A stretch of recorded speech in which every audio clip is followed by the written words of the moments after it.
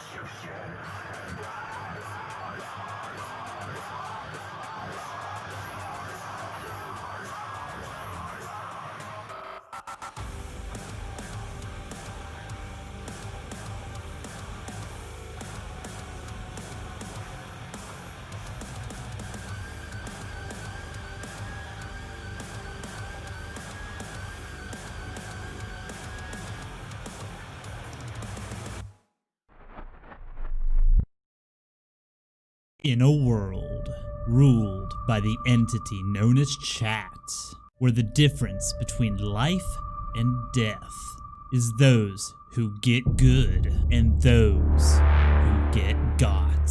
One man, cursed by the twin gods' greed and gravity,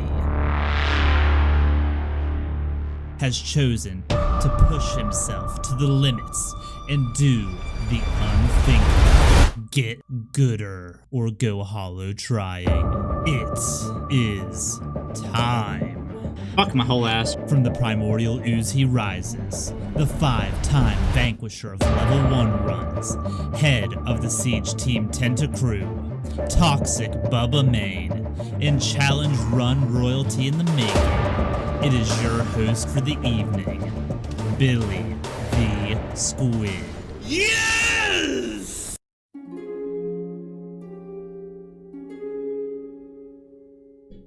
Yo, what's up, guys? How's everybody doing? We have a little bit of a different style stream tonight. It's still going to be primarily, well, game. It's all going to be game, but why are you not full screen, you little bitch? What the fuck is wrong with you? Oh yes, hi Mr. Bronze and Pork Chop and Izzy. How y'all doing tonight? And everybody else in chat. Yeah, gonna have a little bit of a different style stream. We're still gonna be doing Final Fantasy stuff, gonna be doing some more arena and then maybe some pinball. But the overall game plan, or at least the first part of the stream, is to we're actually gonna have like a mini like podcast type thing with the pre-patch boys. First off, full screen, please. Figure it the fuck out, bud. There we go.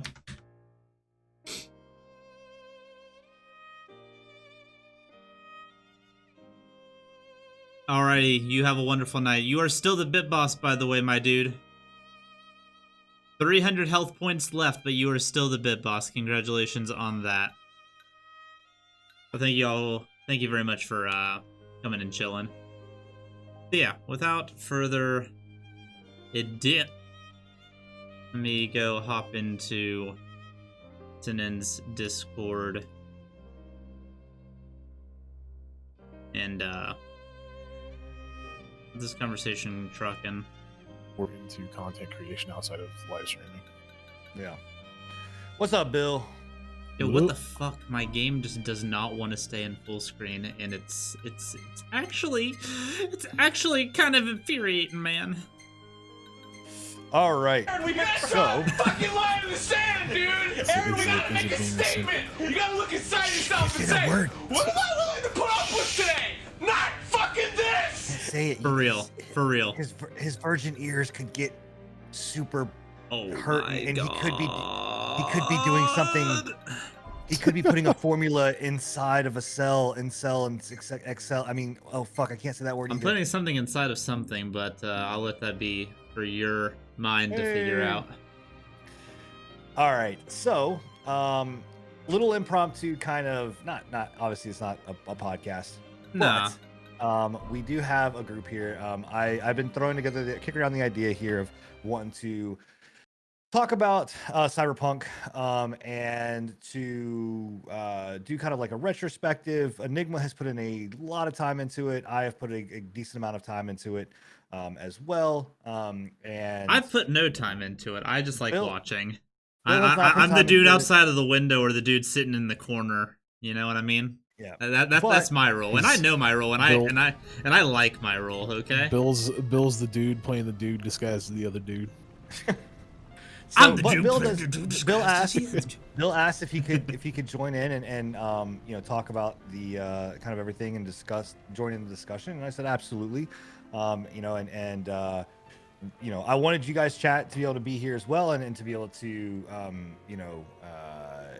discuss your thoughts as what you think about the game, because there is a lot of stuff, right? There's a lot of topics in regards to this, you know, in regards to Cyberpunk and CDPR and whether they were right, wrong, and different, and you know how things are being received and perceived, right?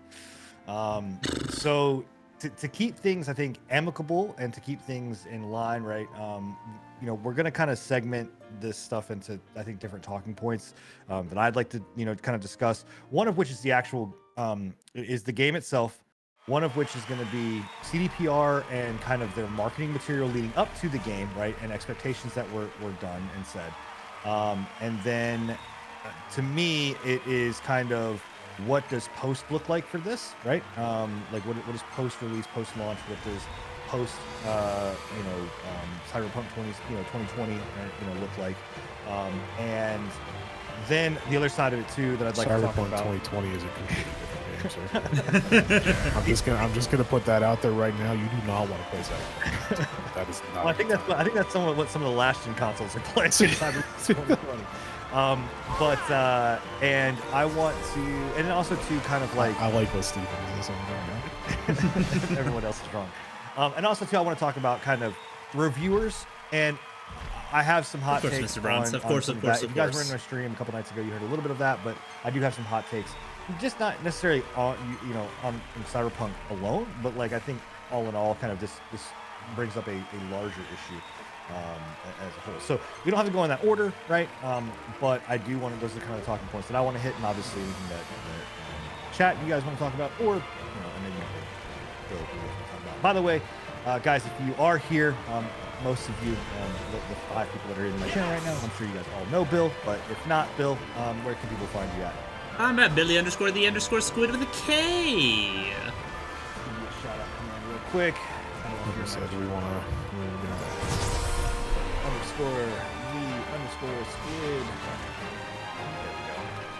So there you go. You can go find him on his channel as well. I don't know if you're live. Are you live streaming this? I'm live right now, yeah. You're live. Oh, okay. There you go. You're live right now. So let me pull up your channel actually. We got cat guard now. I did not know. So, what's going on, everybody, in Bill's channel as well? So, yeah, I think it's only right to maybe start this in kind of the right process as how a game, the game kind of came to be, right? So, I think we talk about marketing material, Thanks, everything Enigma. leading up to what this game is, right? Everything leading up to, Cyberpunk. So, first and foremost, I'll tell you, I think that and I said this on the show, on our podcast, and I've said this multiple times, that there was no way that they were going to ever be able to do everything that they wanted to do. And I think that CDPR dug themselves in a hole with some stuff that they were like, I think they No Man's Sky themselves a little bit, where they were just kind of like, There "We're were, gonna do this," yeah, there was a few I things don't that know, were exaggerated, but I feel like I for the wouldn't- most I part the wouldn't put it on- game Go. holds up to a good majority of what they said. It's not anywhere near like blatant, unadulterated lies. It might just be Right. over exaggerations more than anything of what That's they I were was about to wanting. say, is I wouldn't put it on par with No Man's Sky and when it comes to like the blatant lies and misdirections and fucking miscommunications that Give me went one out, second, I but gotta go put my kid. I definitely would say that they had some instances inside of their content and inside of their promises that they did give out that maybe was more to generate hype around the game rather than to actually follow through with that. If that makes any sense. Yeah, like an exaggerated like power fantasy of what you can do. Yeah. And And there's you can several kind of instances get of there. it. Yeah. Yeah, there's several instances of it, but I think that generally, when it comes down to what we got as a game, Hope you're having a I good think night, Julia. it's- We we got love. what they intended to give us, and then We're having a little most of the stuff Cyberpunk talk that we had in our minds with Enigma was and just Sitting, what just we chilling. were hoping was going to be there. Granted, I'm not denying that they didn't remove shit, like vital shit, like some of the shit that they said was like, jackets and street clothes and everything like that was going to affect how people react to that. That's completely untrue. 100% untrue. No, I nobody gives a heard that fuck. if you choose cut over uncut, it will affect dialogue though. I haven't seen that personally. Okay. I saw a meme of it. I saw the same meme. I'm pretty sure you might have retweeted it. Actually, I didn't know there was any truth into that. Yeah, I saw a meme about it. I'm not 100% on that, so I can't confirm or deny about it. You know, uncut penis or cut penis. You know, penis. Okay, I don't know where you guys. We're just carrying on the conversation. Yeah, just talking about the maybe more exaggerated aspects of the game, not necessarily like No Man's Sky lies. No, so what I say by No Man's, what I mean by No Man's Sky, or what I mean by No Man's Sky is that I don't think that they like deliberately were looking at it and being like, we're going to just upgrades time, flat Julia. out, upgrades. right? I think they thought, and they really did attempt to get things to a point where they were, right? And if you look at like some of the things, like I put a list up. In fact, let me pull this up on here, and I'll link it in chat so you guys can see exactly too what we were talking about. But there is a Reddit thread that has that's not what I want.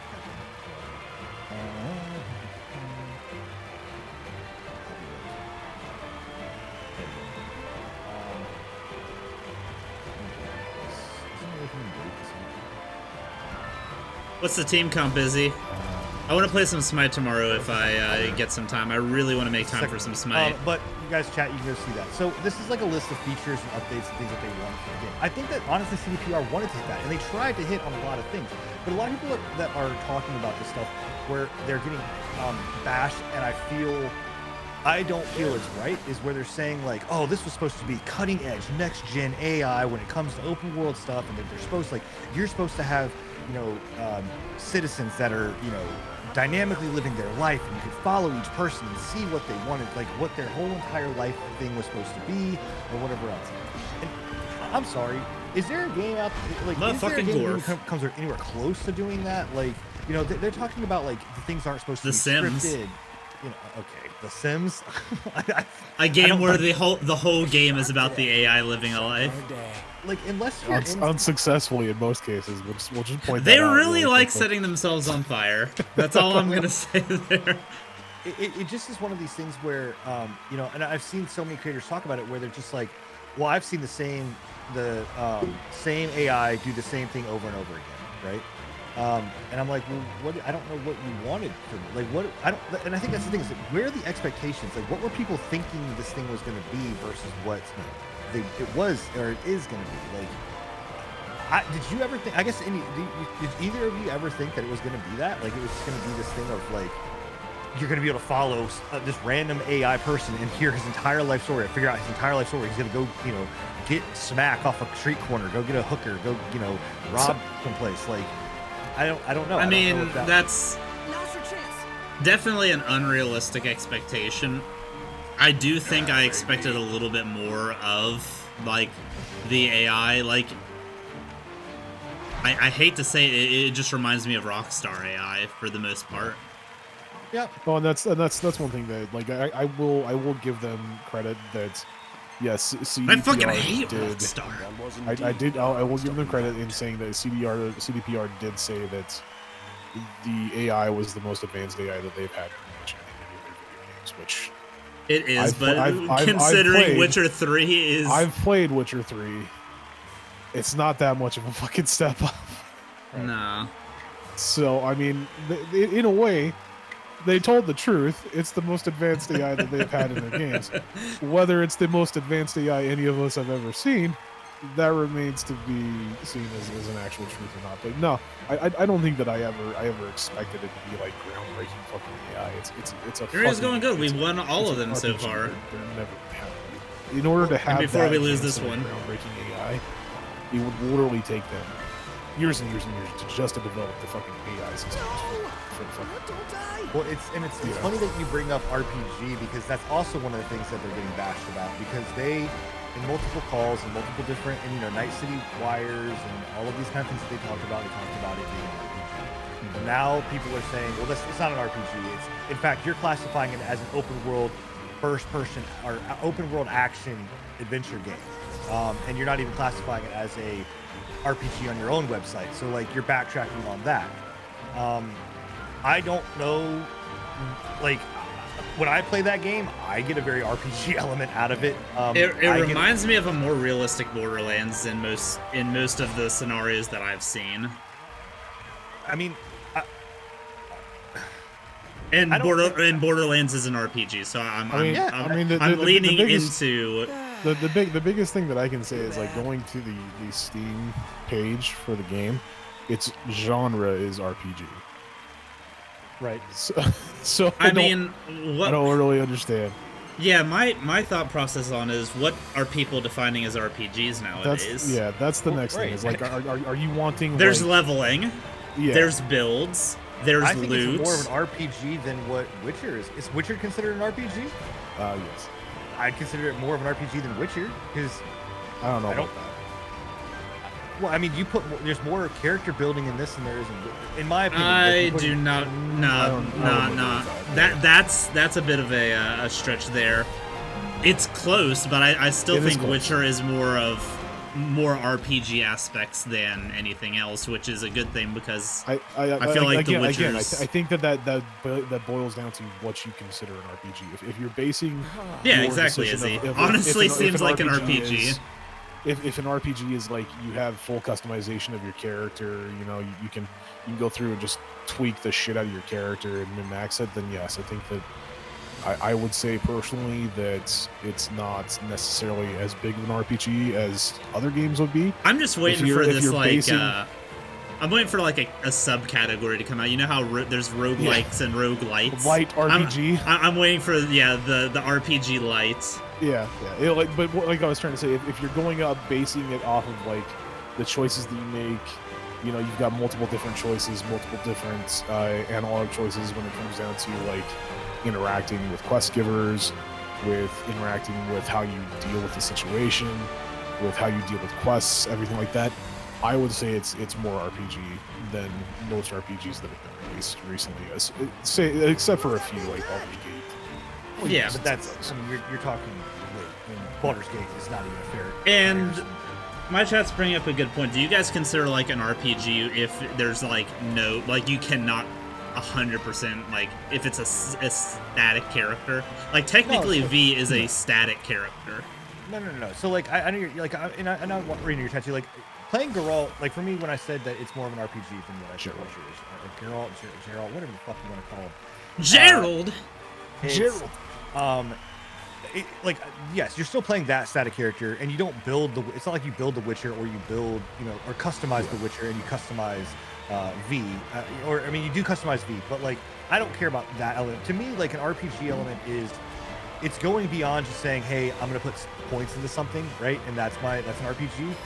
But I think that it goes down to me is like this type of character, right? I am building, you know, and it is my character, and this is, you know, points that I'm putting into. This is the way that I'm specking them out, whether it's like with strength or with tech, you know, or I'm doing resolve or. And the one thing that I will say about that, right, is a couple of things. Okay, so in Witcher 3, you have a very distinct person, right? Geralt is a very distinct character. You can't change him. There is no changing who he is at his core, right? V is not anywhere near that. Yes, V is a static character. You can't change the name. You can't change the voice from male to female. But depending on the you know what you go with, there's no way of actually changing that character voice and name wise. But you have complete control or customization of what your character looks like.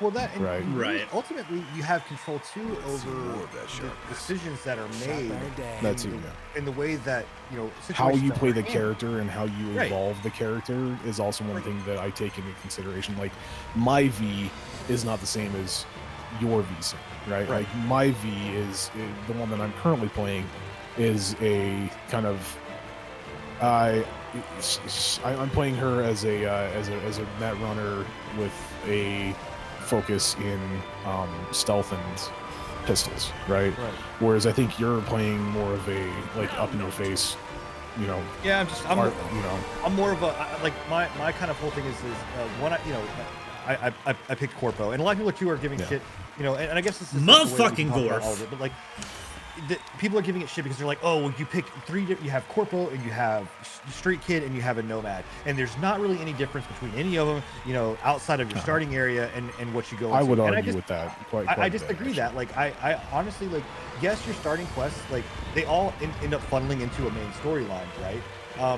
But I've looked back at different things. I've looked back at different transcripts. I looked at a different, like, thing, like all the marketing material on there.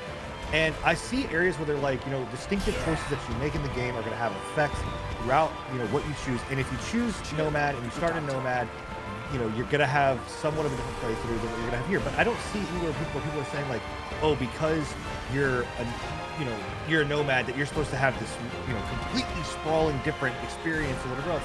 That's never been said or anywhere. And so, and honestly, I think that was something I was under the impression was going to be a thing too, and I think it was from the class teasers that they gave out. They were so different based on those that it seemed like it was going to be like it was going to be 3 games in one. Basically, is the way that I saw it. That's probably just me misunderstanding what they were advertising, but. I think that there's 3 point on both sides, because I think that, yes, like, you can look at that and go, okay, because even I asked, I was like, Enigma, you started off as a Nomad, like, are you still in the same spot I am? Like, is it still piping you down that same line, like quest line, or are things different? And some of it's different, but to get to the main storyline, you still end up going through the same thing. Yeah, eventually you still end up in Night City. Eventually you Right. still end up with Jackie. You still end up continuing on to the main story. But There's no getting past that, because they want you to have that tailored experience as to the Cyberpunk. That's their story that they wanted you to go through. What I wish they would have done, though, is I do wish, I think that they could have maybe done it a little bit, leaned in a little bit more on saying, hey, we are going to do 3 different versions. But then at that point, you're now talking about, having to almost redo an entire game 3 different times, right? And write 3 different storylines, whatever. I think that the way that they did it is fine, because there are options that I'm going through, that I'm getting corporal things that Enigma will not get options to, and there are, which will lead, may still end up in the same spot. Right? I know for a fact, and it's a side gig. I don't want to give too much away, but I know for a fact, because I've watched somebody else do it. There's a gig where you have to talk to this person to get a certain item for somebody, right? Right. I don't have the ability to talk to that person. Basically, I have to pay for that item, or I have to steal that item, right? Whereas, like, when I watched the Corpo, they basically threatened her and basically told her that, this was going to be, that they were going to report her to the Corp. Right. Because they know pretty people. And so you're, a Corpo versus like a Nomad, there's certain options and certain dialogue options that can affect the, specific quest lines in different ways. For instance, there's certain options for me when it came down to like Panam and some of her quests, because Panam, I don't want to give too much away, she's of that ilk. Right. I had certain options that went down Nomad routes that I was able to kind of, push forward with it. What I wish they would have done too is, I do wish that they would have gone and said, like, and more or less, like, the way that you chose is more reliant on like how the world kind of treats you and affects you and like deals with you, because In ways, because like for me, like, what I would have loved is, like, if something goes down, let's say a cop, like, a cop, whatever, you shoot somebody and a cop shows up, which we'll talk about some of the stuff there that I'm not having. But a cop shows up. I would love, as a corpo, to be able to basically say, I'm paying you off, go away. You know what I mean? Or like put cops on payroll, those kind of things. Now, again, that's stuff that can come down the road, right? Those are things that can come as DLCs, but I think that those are the elements that, like, I think maybe people thought that this game was good. And I think all of this, guys, to say, everything comes down to, and we said it on the show, there's no way that this is ever going to live up to what the expectation is that people put in People's their mind. individual expectations, yeah. Right. It was never going to be that. I can tell you, as a whole, and I will start my, or say all this before diving into everything else, I am having a blast with this game. And I think Carter said it the best. Yes, I'm enjoying a game that's got bugs. I'm enjoying a game that's got, issues or whatever. Does it make you mad? Right. I think I'm having a blast with the game. It's one of the best open world experiences that I've played in a long time. It's one of the most I think, most freeing open world experiences that I'm feeling, and it's I look at that and even in like The Witcher and other games that are very, very good, I am like, you know what? I don't want to explore that world. I want to explore this. I want to go to all these little nooks and crannies and crevices and see shit. I want to go see what's going on, even if it's not even that interesting. I want to go see what's behind this dumpster. I want to go experience here. Like, I just want to see the world because I think that they did a good job building that. And then that's one thing that surprised me when it first released and we started seeing reviews from like IGN and shit, right? Like pretty much every negative review that I saw was like the world is shallow, the world is boring, character development is boring. There's no actual reason to get attached to these characters, and I'm like, what fucking game were you playing? I was attached to Jackie. Like, what the fuck game were you fucking playing, dude? Like, because the when you go around the world, there is shit going on everywhere. Sometimes it's fucking overwhelming the amount of shit that's going on. Because you'll be driving down a fucking street, there'll be a street gang war going on in one corner. There'll be fucking cops pulling over people in another corner, and then you got a fucking random ass, goddamn, psycho over in the corner, fucking making a, doing mayhem in this other fucking corner. And you're just like, what the fuck is going on in this street? Yeah. So I don't know. Like, that's what I like. As I guess, like saying like each individual NPC, do I feel connected to? No.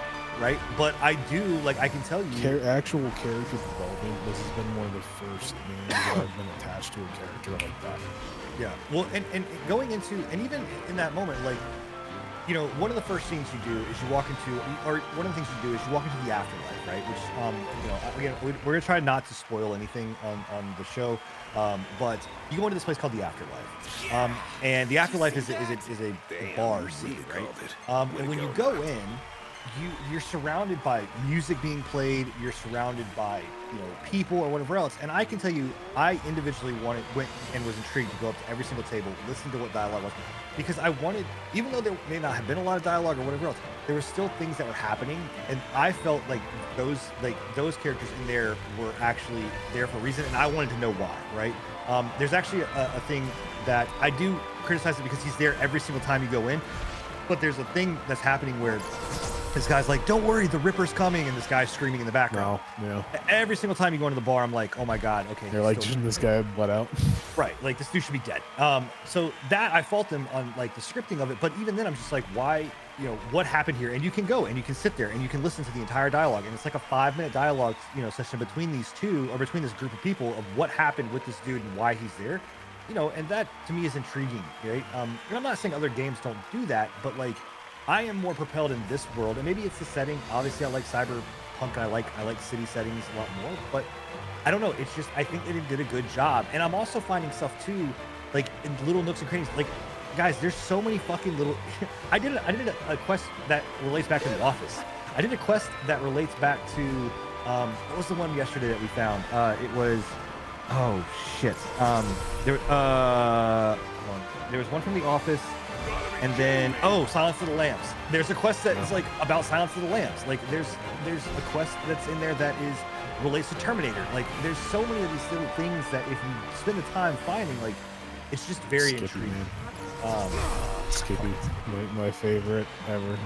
So I guess the question to round up that part, like, do we think that it was a fault of CDPR?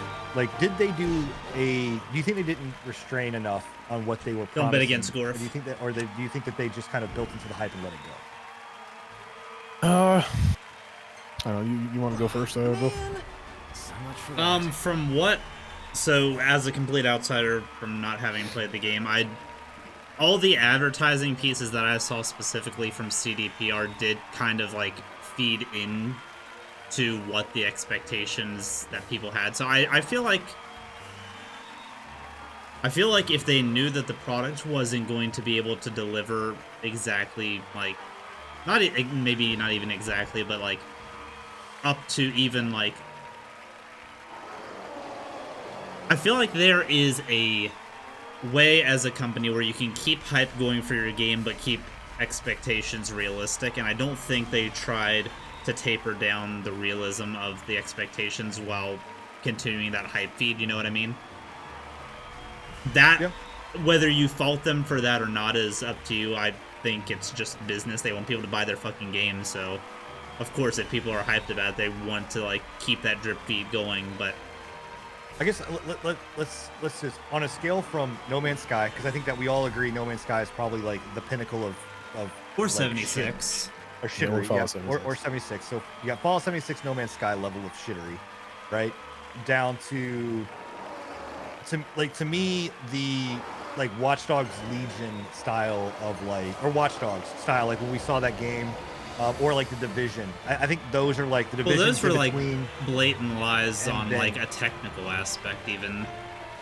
well, that's what I'm saying. So like where in that line do we kind of put them? Do we put them and say like, because to me, like you've got, like I said, Fallout, No Man's Sky, and then like I think middle of the road to me is the Division, because the Division, what they showed and what they promised in the Division was nowhere close to what we got. Right, completely different game, like style.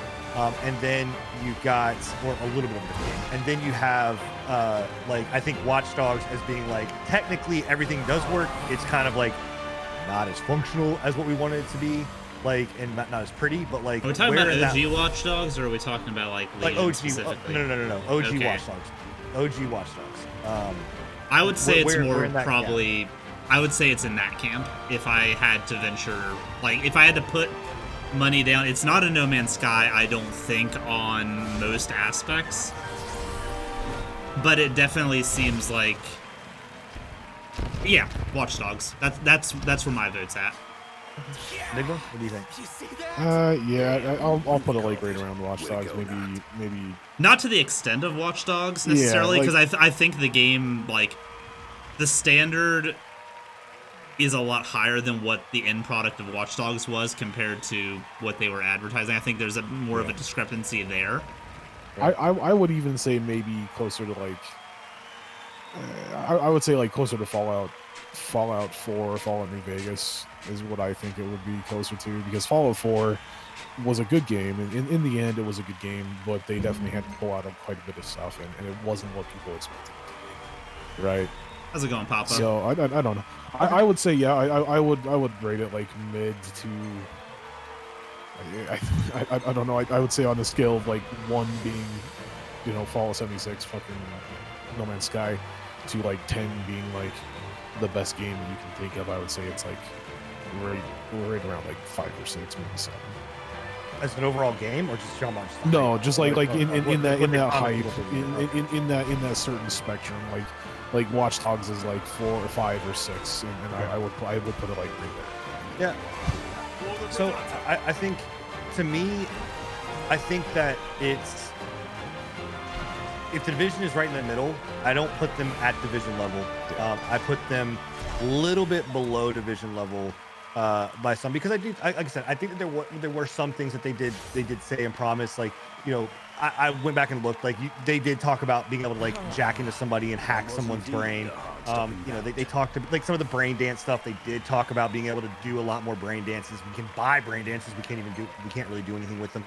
There's things there that I think that they legitimately they wanted to do, and I think that they tried to do.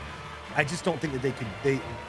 They were at a point where investors were saying, "Get the fucking game out." The people were saying, "We got to push now. We can't delay anymore." They just hit this point of like, realistically, I think if they just would have done what they've done with what they've done with most of their other projects, and said, "Hey, here you go. Here's what it is," right, and thrown it out there, and then let it sit, and then do whatever you want to it, and then start like, at some point maybe I love how this a cat little just teaser sits in and the then drop fucking the game. corner, I think it would have been better, just but watching. I think it got away from it. I really do. I think that it got away from In that case, I do see a very heavily similarity to No Man's Sky. It's nowhere near like the lies aren't as blatant and like unforgiving, especially like with the delays and stuff. They've kind of like brought shit down to earth more there, but it's a very similar situation to what I believe No Man's Sky was, where they genuinely wanted this, and I do think that they will keep up and they will do like a No Man's Sky with like the updates and stuff to try to get it as close to the vision that they want it to be. Within, I think that within a year, if you give this game a year, of them developing it further, giving it patches, giving it regular attention, you'll have what we have in Witcher 3, basically.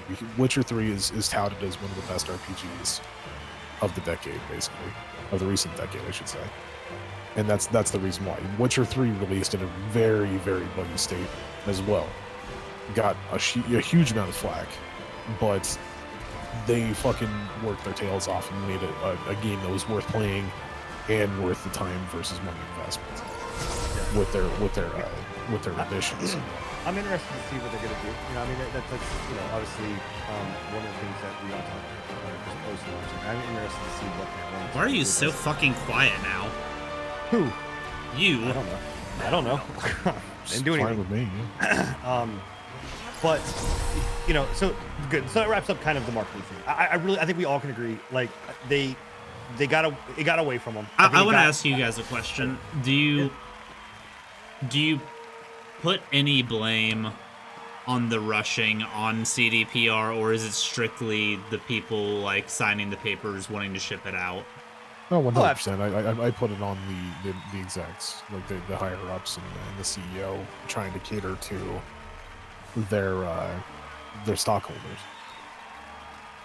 You think the public like pressure just got too much on them? Because I understand that they were getting death threats and rape threats and all this other horrible fucking shit from the last delay that they did. Do you people can see? Sorry, go ahead. Do you think that, like, I feel like a lot of that could have been tapered if they would have just, like, after this, they knew they were going to have to go into the second delay, just do, like, an indefinite delay, kind of like what Elden Ring's done?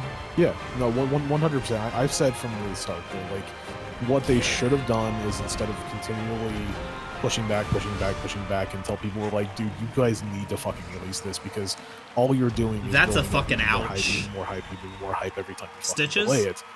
Right. They should have first never delay. mind. They should have been like, all right, we need to delay it. COVID came around. Sorry guys, we can't fucking put it out when we want to put it out. So as of right now, we're falling back on what we said before. It'll be ready when it's ready. Yeah. I mean, so I put blame on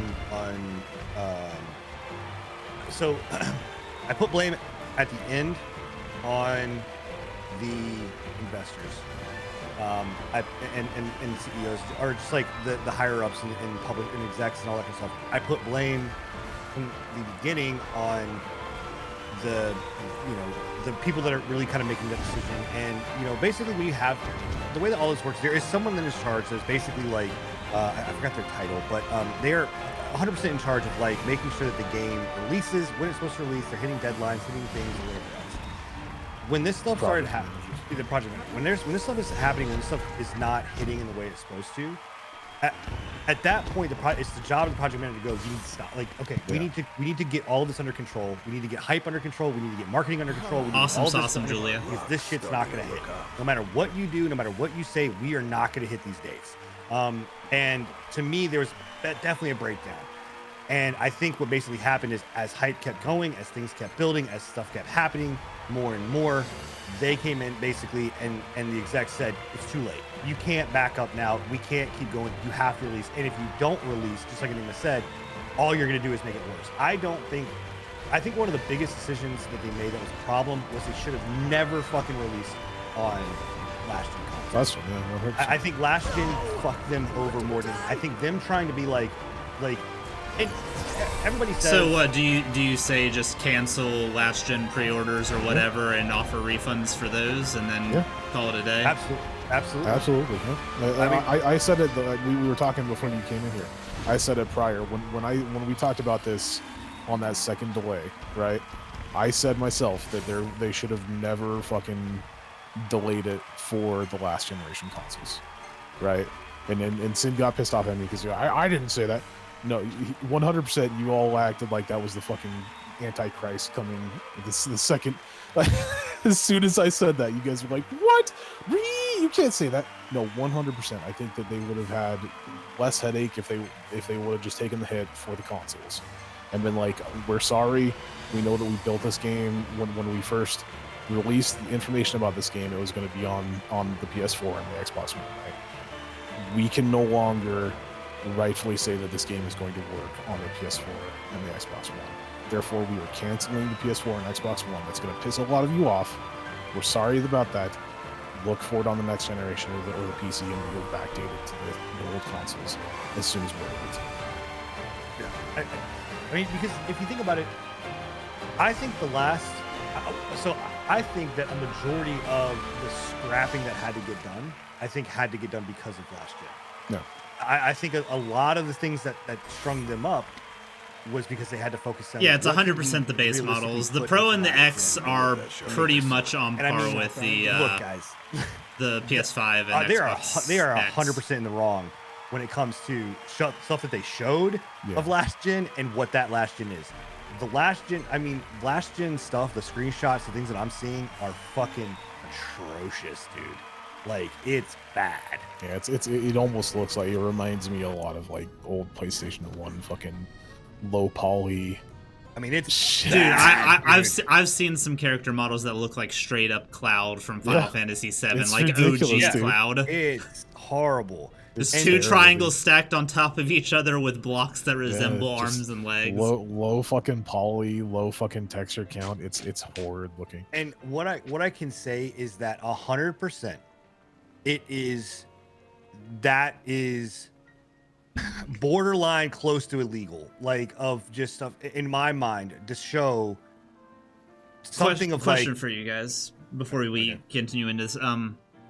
Because my chat asked the other day, they are it is like free upgrade from PS4 to PS5 if you own the PS4 copy, correct? When it comes out, yeah. I don't know exactly when that's going to be. I know it's not now.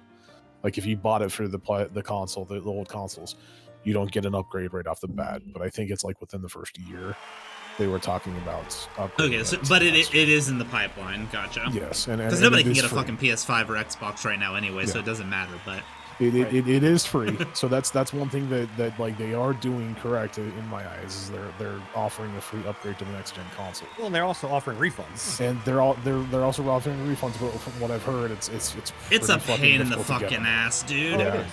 Well, Especially if because you're on they're- PS4, Sony does not fucking refund a goddamn thing, and then you have to go through CDPR like specifically after you've gone through Sony stuff, because I guess they require you to like go through all of the processes with the console itself before you hit them up to try to intervene. It's not easy. And here's the thing. Like I said, it should be. It literally is in my mind borderline illegal of saying of showing a product and then what you got is not that, right? Yeah. What the only little sliver of fucking like hope, grace. Do you that guys I want to give see more CDPR arena in this stuff is by and have me saying farm up another one of these, Nobody or should should have I looked at just that go game and been to like, that can run on these consoles, like pinball that can, machine? or that can run in general. I'll like, leave it up to y'all. Even like on my rig, I'm like, fuck me, man. Like, there's stuff that I'm just like, it's a bitch to run. Like, The only know, people that I've been watching play it are on like 2000 series graphics cards and ups and like 9th gen CPUs. I don't get it, man. Like I have had, and this isn't me. And all of those have been great, Yeah, by the way. this isn't- They've ran really good. It's the usual like Skyrim bugs. This isn't me being like a steadfast fan and being able to ignore shit. Like I CyberPunk. can't ignore not having steady 60 frames a second. Right? It gives me a fucking headache if I Dude, don't have a steady. I feel you're right there, brother. I've been fucking fighting with Final Fantasy 15 to get it to run at a stable whatever. I have a 1660 Ti and I have an i5 or not an i5, a Ryzen 5 2600. I believe is what it is, with 16 gigs of RAM. Let's go to the And I am able pinball to machine, and then continuously we will. Run this pretty smoothly with little fluctuations. wanna do like more of around this, we can 40 come back to it. FPS, and then it jumps back up to 60. Pretty much smooth 1080p 60 frames a second, no issues. So it's so weird to me that like Sin having that and Well, some of these other people hold having on, that with like the 20s and stuff are having understand that I'm also running at 1440, which the True, jump. A lot of people a lot of people are like, oh, it's not that big of a jump. No. There's a big it's huge. big fucking jump from 1080p to 1440p. Like, that's a huge jump in there. So rightfully so. Like, you know, I understand again that I'm on a 1440p. If I was in 1080p, I'm sure I could fucking just trounce this thing, like, you know, I mean, you know, whatever else. 1440p is pretty realistic. It's almost becoming like gaming standard these days. But the thing is that it's still, when you're talking about from a performance standpoint and talking about like outputting to that, you're and getting 60, that is a big jump. I mean, it is a big jump from an actual physical RTX, hardware perspective. if you've got RTX on as well. I don't have RTX. But what I'm saying is, like, if these other people have RTX on, RTX that's is even fucking worse. ridiculous anyway. Like, Yeah. That's just a joke. But anyway, what I'm saying is just in general, like, they 100% should have their feet held to the fucking fire on this when it comes to last gen consoles, and it's their fault, and they stepped into it, and they should have fucking backed out. They should have said no. They should have said we're not doing it. And one thing I will say is I apologize to you, Bill, because we got in a little spat before it released, that like the day or two before it released, and you were talking about them not releasing console footage. Yeah. Right. And I was under the assumption that they weren't releasing console footage because people had received console product prior to the release from Amazon and Best Buy and shit. Which had happened. Yeah. So that was what my assumption was. But 100% at this point, coming out and seeing that they themselves admit that they did not want console footage going out because of how bad the console footage was and how bad the console like gameplay and like actual like user experience was. Yeah. Fuck them, dude. Like 100%, that's fucked up. Yeah. Like, That's what sketched me out the most about the reviews. Like, I know the PC version's going to be good, but with them not allowing anything other than stock PC footage, that freaked me. That freaked me real bad. Yeah. Well, and you're again, you're not wrong. You weren't wrong, and I don't know, man. It legitimately, like, one of the things that we've talked about on our show is that we hold people, like, we hold these companies accountable. We don't pull punches. Like CDPR, honest to God, that's a fucking shame, man. And anybody that knew that was going on, if I'm telling you right now, from the CEO to whoever, if anybody knew that was going on, whether, like, if it was me, I'd be like, you need to give me a fucking real good reason as to why I should not fire you. Deserve to lose their job, 100%. Like, one of my favorite marketing tweets that I saw was them tweeting out that when asked about the console version, they're like, the console version's actually running better than we expected. Yeah. Yeah. So I don't. I mean, it's technically true if they expected it to run like shit. It was running like hot garbage instead of shit. And to keep in mind that it's mainly the base PS4 and Xbox that are having issues, but the PS5 and the new Xbox are still a far shot from being what I would consider industry passable. I know they're having a lot of crashes. They're having a lot of BSODs or whatever you want to call them. Yeah. And I think that's the biggest thing. Like, the bugs aside, you can work through that, but whenever it forces you to, like, dashboard to get the game to work. If my game experience was riddled with it crashing the desktop, I would 100% would be here fucking flaming them. Well, again, and this is where, you know, it comes down to project management wise, somewhere early on, because a lot of people are like, and there's a lot of people that are saying like, oh, well, in defense and non-defense, there are people on both sides of the fence going, oh, well, they should have known better, blah, blah, blah, blah, blah. You're 100% right, they should have known better. Then other people are going like, well, they didn't know because they didn't have the systems out. They didn't know what they were developing for, blah, blah, blah. Well, guess what? Here's the thing.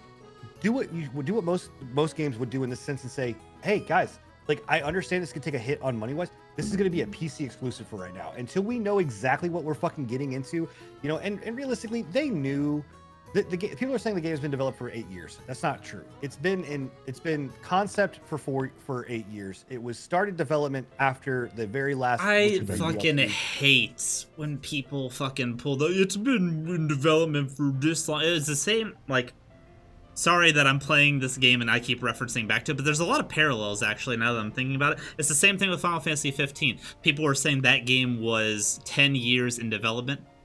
No, it was 4 years in development because the initial project that they were working on 6 years got completely scrapped and they had to repurpose it. Right. It was Final Fantasy Versus 13 for the first 6 years of development, and then they scrapped that project and made this. So well, that's what I like about it. That's what makes me laugh whenever people give Star Citizen shit. Star Citizen has been a concept since before 2012, like right around 2010, I think, was the first initial concept. It's been in development, like hardcore development, since like 2015, 2016. And MMOs have like around usually an 8 to 10 year development. I was about time, to say 10 years is roughly. Yeah. Yeah. So whenever people are like, well, Star Citizen has been in development for like 13 years, I'm like, no, it's been a concept for that. It's only been in development for about 6. Right. So I mean, this has been in development for roughly about 4 years, realistically. Is a 4-year development time, maybe 5 total. If we're, I mean, I don't know exactly when they started fucking putting code to pay, like to think, but realistically about 4 to 5 years. Where are we off? At that point in time, Microsoft and Sony both knew what these new consoles were going to be, right? Did they have dev kits in their hands? No. But in my mind, CDPR should have said, "This is a PC game. We're doing it for PC."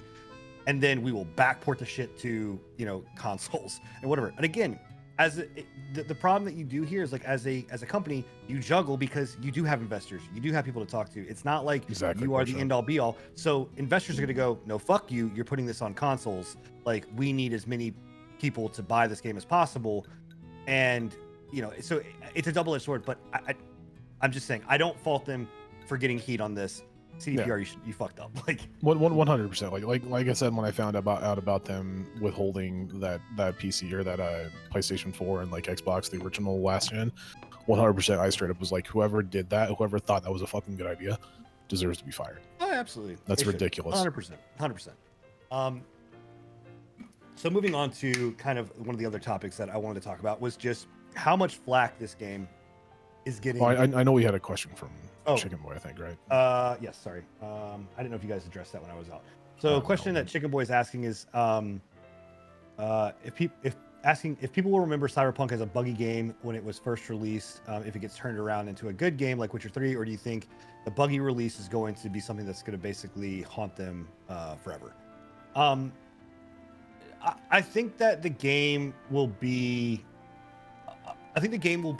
known for this release. I think gamers have a very long memory. Let's put it that way. Yeah. Gamers are spiteful fucking creatures, yeah, that's dude. what I was saying. Especially when they've been spited. Like if they've been fucking somehow, if in their brains they feel like they've been somehow like slighted, man. Gentlemen, It's rough. Like you still look at like No Man's, like I look at No Man's Sky, and No Man's Sky is remembered for the like. Yeah. Here's the thing: it will always be mentioned, right? Cyberpunk will always be mentioned in this fact of it was a buggy game when it came out, and now it's great. It's just like No Man's Sky. Everyone goes No Man's Sky. Oh, that game was really fucking shit when it came out, but now it's amazing. You know what I mean? Like that's the kind of case. But I think that you're good. But I think this camp is a lot less of people going, well, it's a buggy piece of stuff, because honestly, that camp of being like it's a buggy piece of shit is also small. Like, yes, it's buggy, but it's not anywhere out of the norm of what I think most buggy games are. The thing that I think that will help it in the long run for like their historical view is people are going to be like, well, you guys bought it for the last gen console when the next gen console was releasing literally the same time that it was releasing. Right? Like that's going to be a big factor. Granted, you can't get PS5s right now because of COVID and because of the plague and bullshit that's going on right now, and the stocks and the fucking people that are buying it and selling it for $4,000 on eBay, right?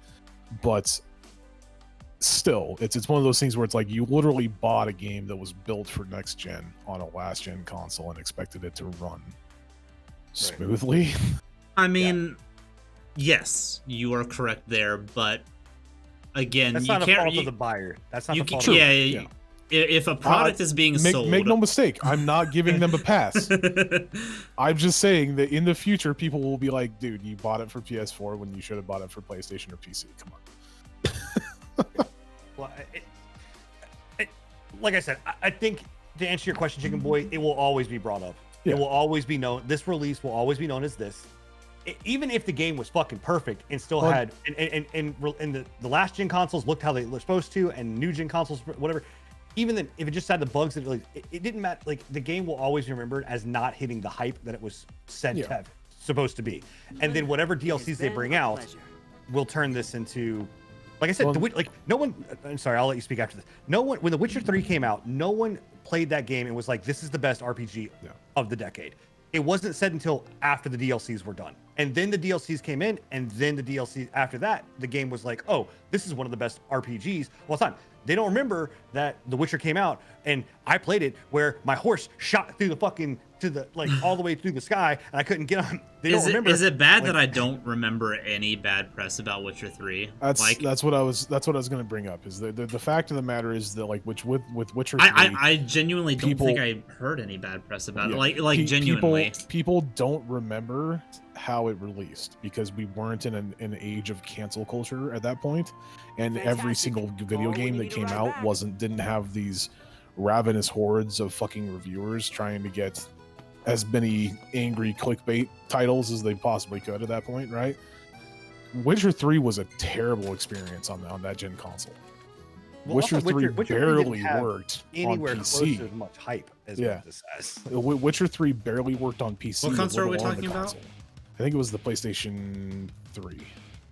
Was when it released. Let me check. Did it release on PS3 and PS4? No. I know that. I mean, the thing is, Witcher 3 did not have enough as much hype. I don't think that's true. I don't think that this is getting worse rep than No Man's Sky. That's definitely not the case. There was I think the thing that's getting hurt the most is not necessarily the game itself. I think it's, and I hate to say it, it's the pedestal that people held CDPR on being kind of like the curtains being pulled back, and they're not the perfect game company that everybody was making them out to be. Maybe it did. It might have released on PlayStation 4 instead of PlayStation 3. I can't remember. It released, because that's the version I had. Yeah, I believe it released in 2015, but I'm not entirely sure if that was the initial release date or if that was the re-release. I just remember with 100% fact that it did not work at all on any of the consoles that it released with, including PC. It was a fucking buggy mess. Right. Yeah. Well, and that's the thing. Like Witcher did not come in having the hype that CyberPunk had. It did not have the expectations that CyberPunk had. It also didn't check off all the boxes that CyberPunk. When you talk about Witcher and you talk about CyberPunk, those two types of genres, the CyberPunk genre in its own right, first person, checks off one box. The being in a more a realistic, futuristic setting checks off a box for a lot of other people. A lot of people don't want to go play medieval fantasy. They don't like medieval fantasy. If I had to choose between the two, I'd rather go for the cyberpunk style. Medieval fantasy is just a little over saturated as far as games in the genre. I mean, we've all played Skyrim 50 times, right?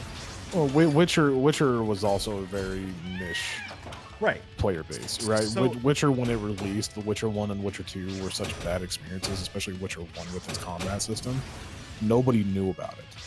And when Witcher 3 released, it was like, whoa, this is almost like Skyrim, but it's got dark fucking, undertones. And then that's where it started catching on, right? So, I think the answer to your question is like you said, I think it will always be known for this, but it's not going to be something that's going to be well. I don't think it'll define it. Yeah, Right. I think it'll be known. It'll be just like you said. It'll be a passing comment, sure fucked up that console fucking release, didn't you, CDPR? Right. And then they'll be like, but it's fucking amazing now. especially online. In before CDPR never releases a game on console ever again. Oh, I would not. To be honest, PC we laugh about exclusive company at this point.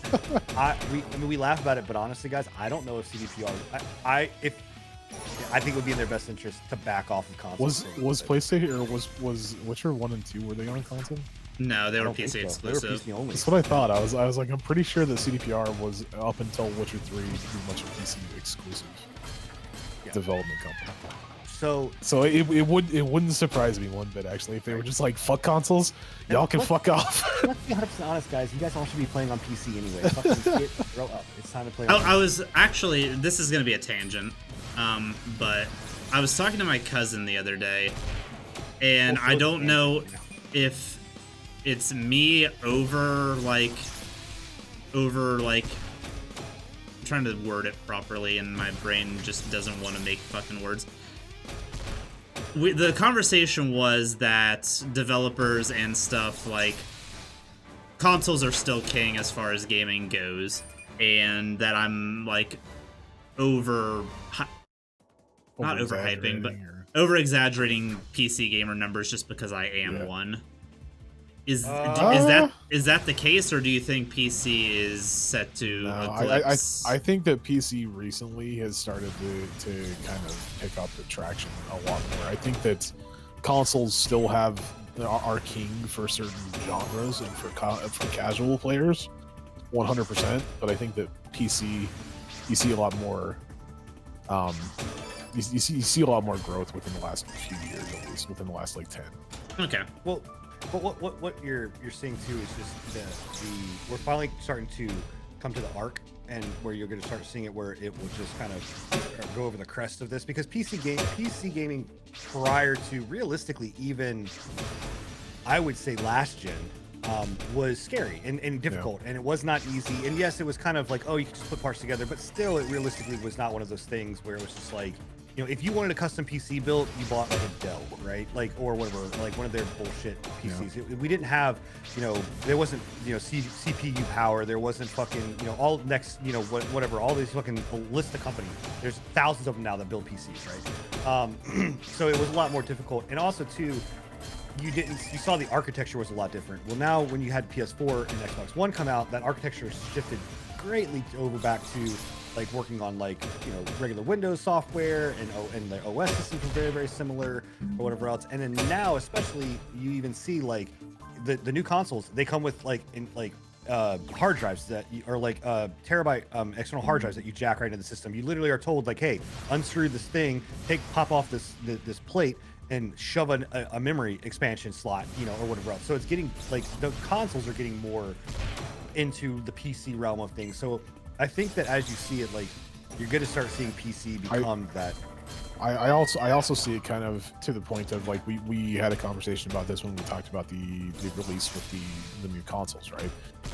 With their pricing being a little bit more expensive on this console generation, you can create an entry level PC for about as much, if not less, than you can buy a PlayStation 5. Oh yeah, I could go in, especially depending on the time of year. Like I just almost full upgraded my PC RAM, CPU, motherboard for about the same cost as a PS5. Mm-hmm. Yeah. Especially as well with like the new AMD cards being so cheap and giving you pretty much the exact same performance as the fucking NVIDIA cards, you know? Right. It's one of those things where it's like you have a lot more options these days than you did back in the day. Like back in the day, it was NVIDIA pretty much 100%. You didn't really NVIDIA and Intel.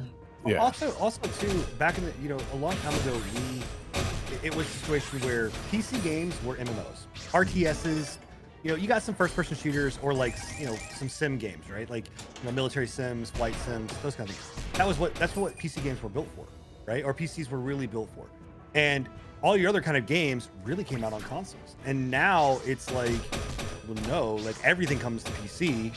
You buy these consoles because, I don't know, you want some kind of exclusives, like casual play and exclusives, pretty much.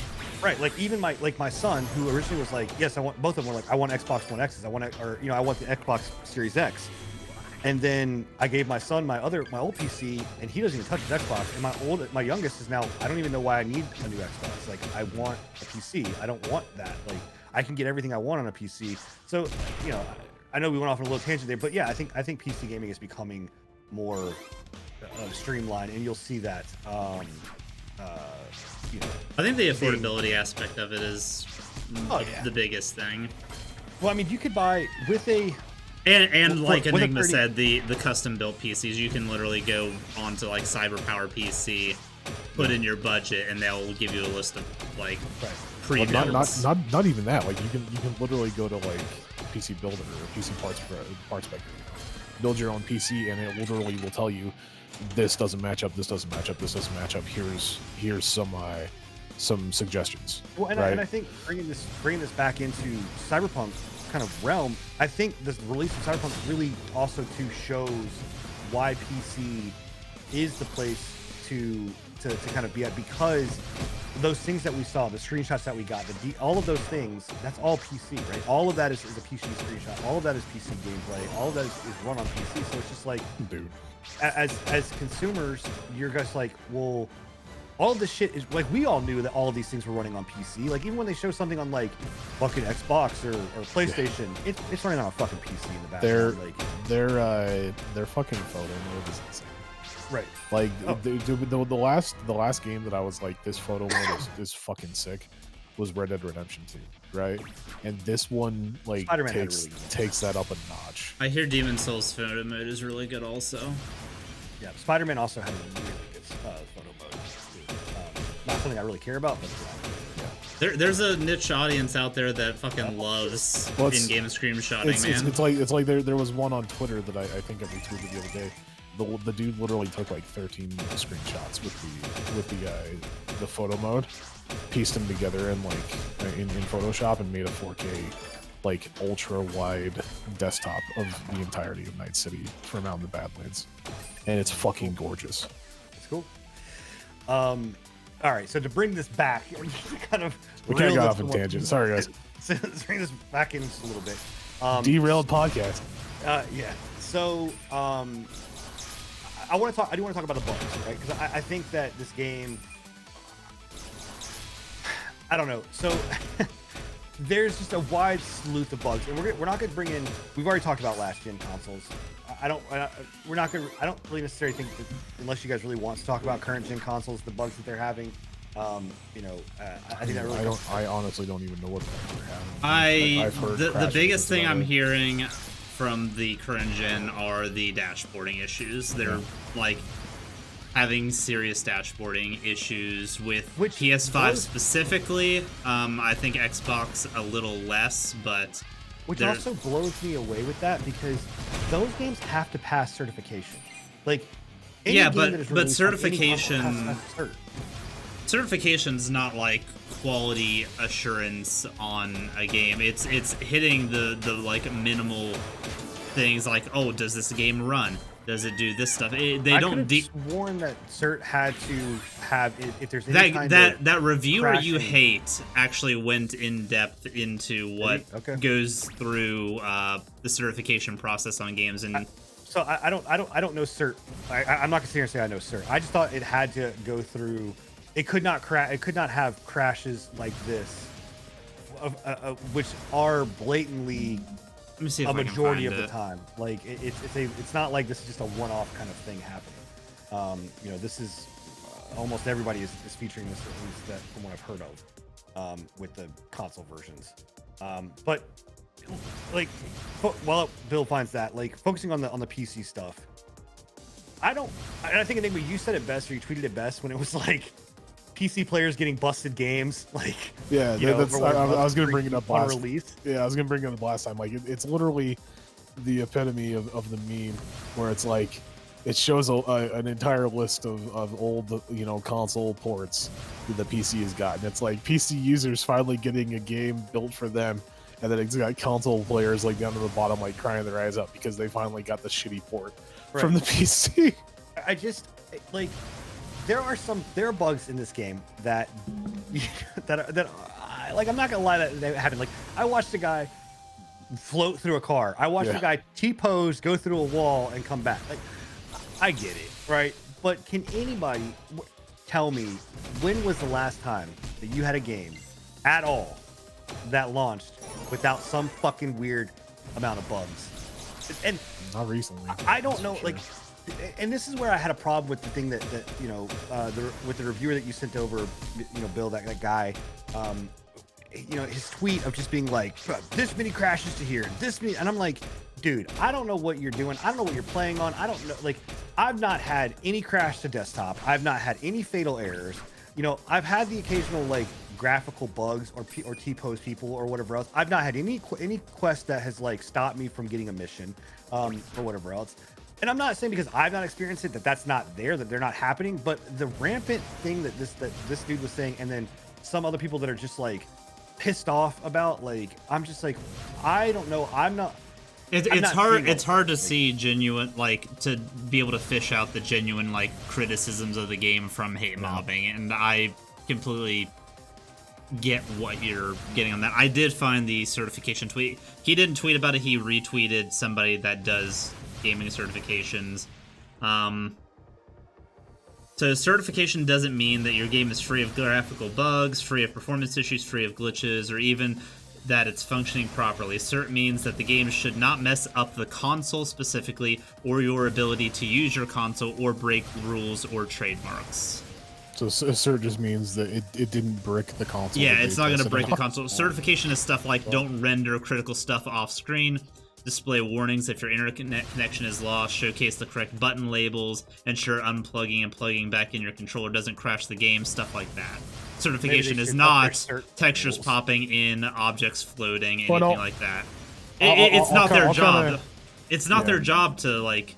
Because let's be real, if certification was in depth like you're suggesting, our game pool would be cut by 70%. Yeah. Nothing would get approved, and it would be an industry that wouldn't be worth investing in at that point. I think they could expand it a little bit to encompass things where like things like this. It's not breaking your console, but it's putting you back a fucking dashboard. I think dashboarding 100% should be within that realm of certification, but that I'm not is. saying they gotta fix every fucking issue. I'm just saying like. Yeah, that's current industry standard. Is it's not going to break your console. It's going to display proper warnings whenever you're having a fatal error or whatnot, but that's really it. Well, and I'll piggyback off of what you just said as well. Like my experience so far has been far different from the review process. Every review that I read recently, and the reason why I was kind of superficial and didn't really want to believe that guy that you posted us earlier, was just for the simple fact that like literally I have seen IGN give the game a standing a standing review, and then as soon as hate started spilling out and people started getting clicks to give bad reviews, IGN released their own 4 out of 10. This game is shit. I hate it. But they did specifically say that review was for the base console versions, and I feel like it's covering their personally. Yeah, but say you're fucking Granny, or you're somebody that doesn't do big research into this. You go to the big reviewers that pop up on, like, you type in CyberPunk 2077 review. IGN's the first thing that pops up. You look through that review. Oh, 9 out of 10, it's amazing. Sonny Jim will love this. You get it for him for his PS4, and it doesn't fucking work, and he's crying in a corner the night of Christmas because his fucking game, he can't get out of the load area. They needed to come out and say something. PS5 and a PS5. I agree, but it opens the eyes of what I was talking about before, saying the way that reviews are done now, and this is one of the topics I wanted to talk about, but the ways that reviews are done now, the way that content, I think, is distributed from a standpoint of should I buy or should I not, from a consumer standpoint, is wrong. IGN should, and every game reviewer, anything, right? And I'm a proponent that the reviewing structure should be completely altered. I think that the review structure as it stands right now is fucking busted and a piece of shit, because there's no journalistic integrity in a majority of this stuff. But that review, 100% in big flashing fucking letters, should have said played on and reviewed for PC, played on and reviewed for PlayStation 5, played on and reviewed for whatever else. If you're gonna review a game, and especially this shows that you have to review it on every single version of whatever you're gonna do it on, right? The fact that that's not an industry standard is kind of, yeah, it is mind-blowing. And that's where I do give the dude that I sent you guys the other day credit. He does test this game, and like every game that he plays, he tests it on as many devices as he can, so that he can give that information in his review. He will say, yes, my PC version did this, but my Xbox version was having this issue. And I think, and one thing that we talked about prior to the actual game releasing was the fact that like these game developers, because they had an embargo on console or on footage in general, right? There was some of them that were refusing to review the game until that embargo lifted. 100%, yes, I agree with that.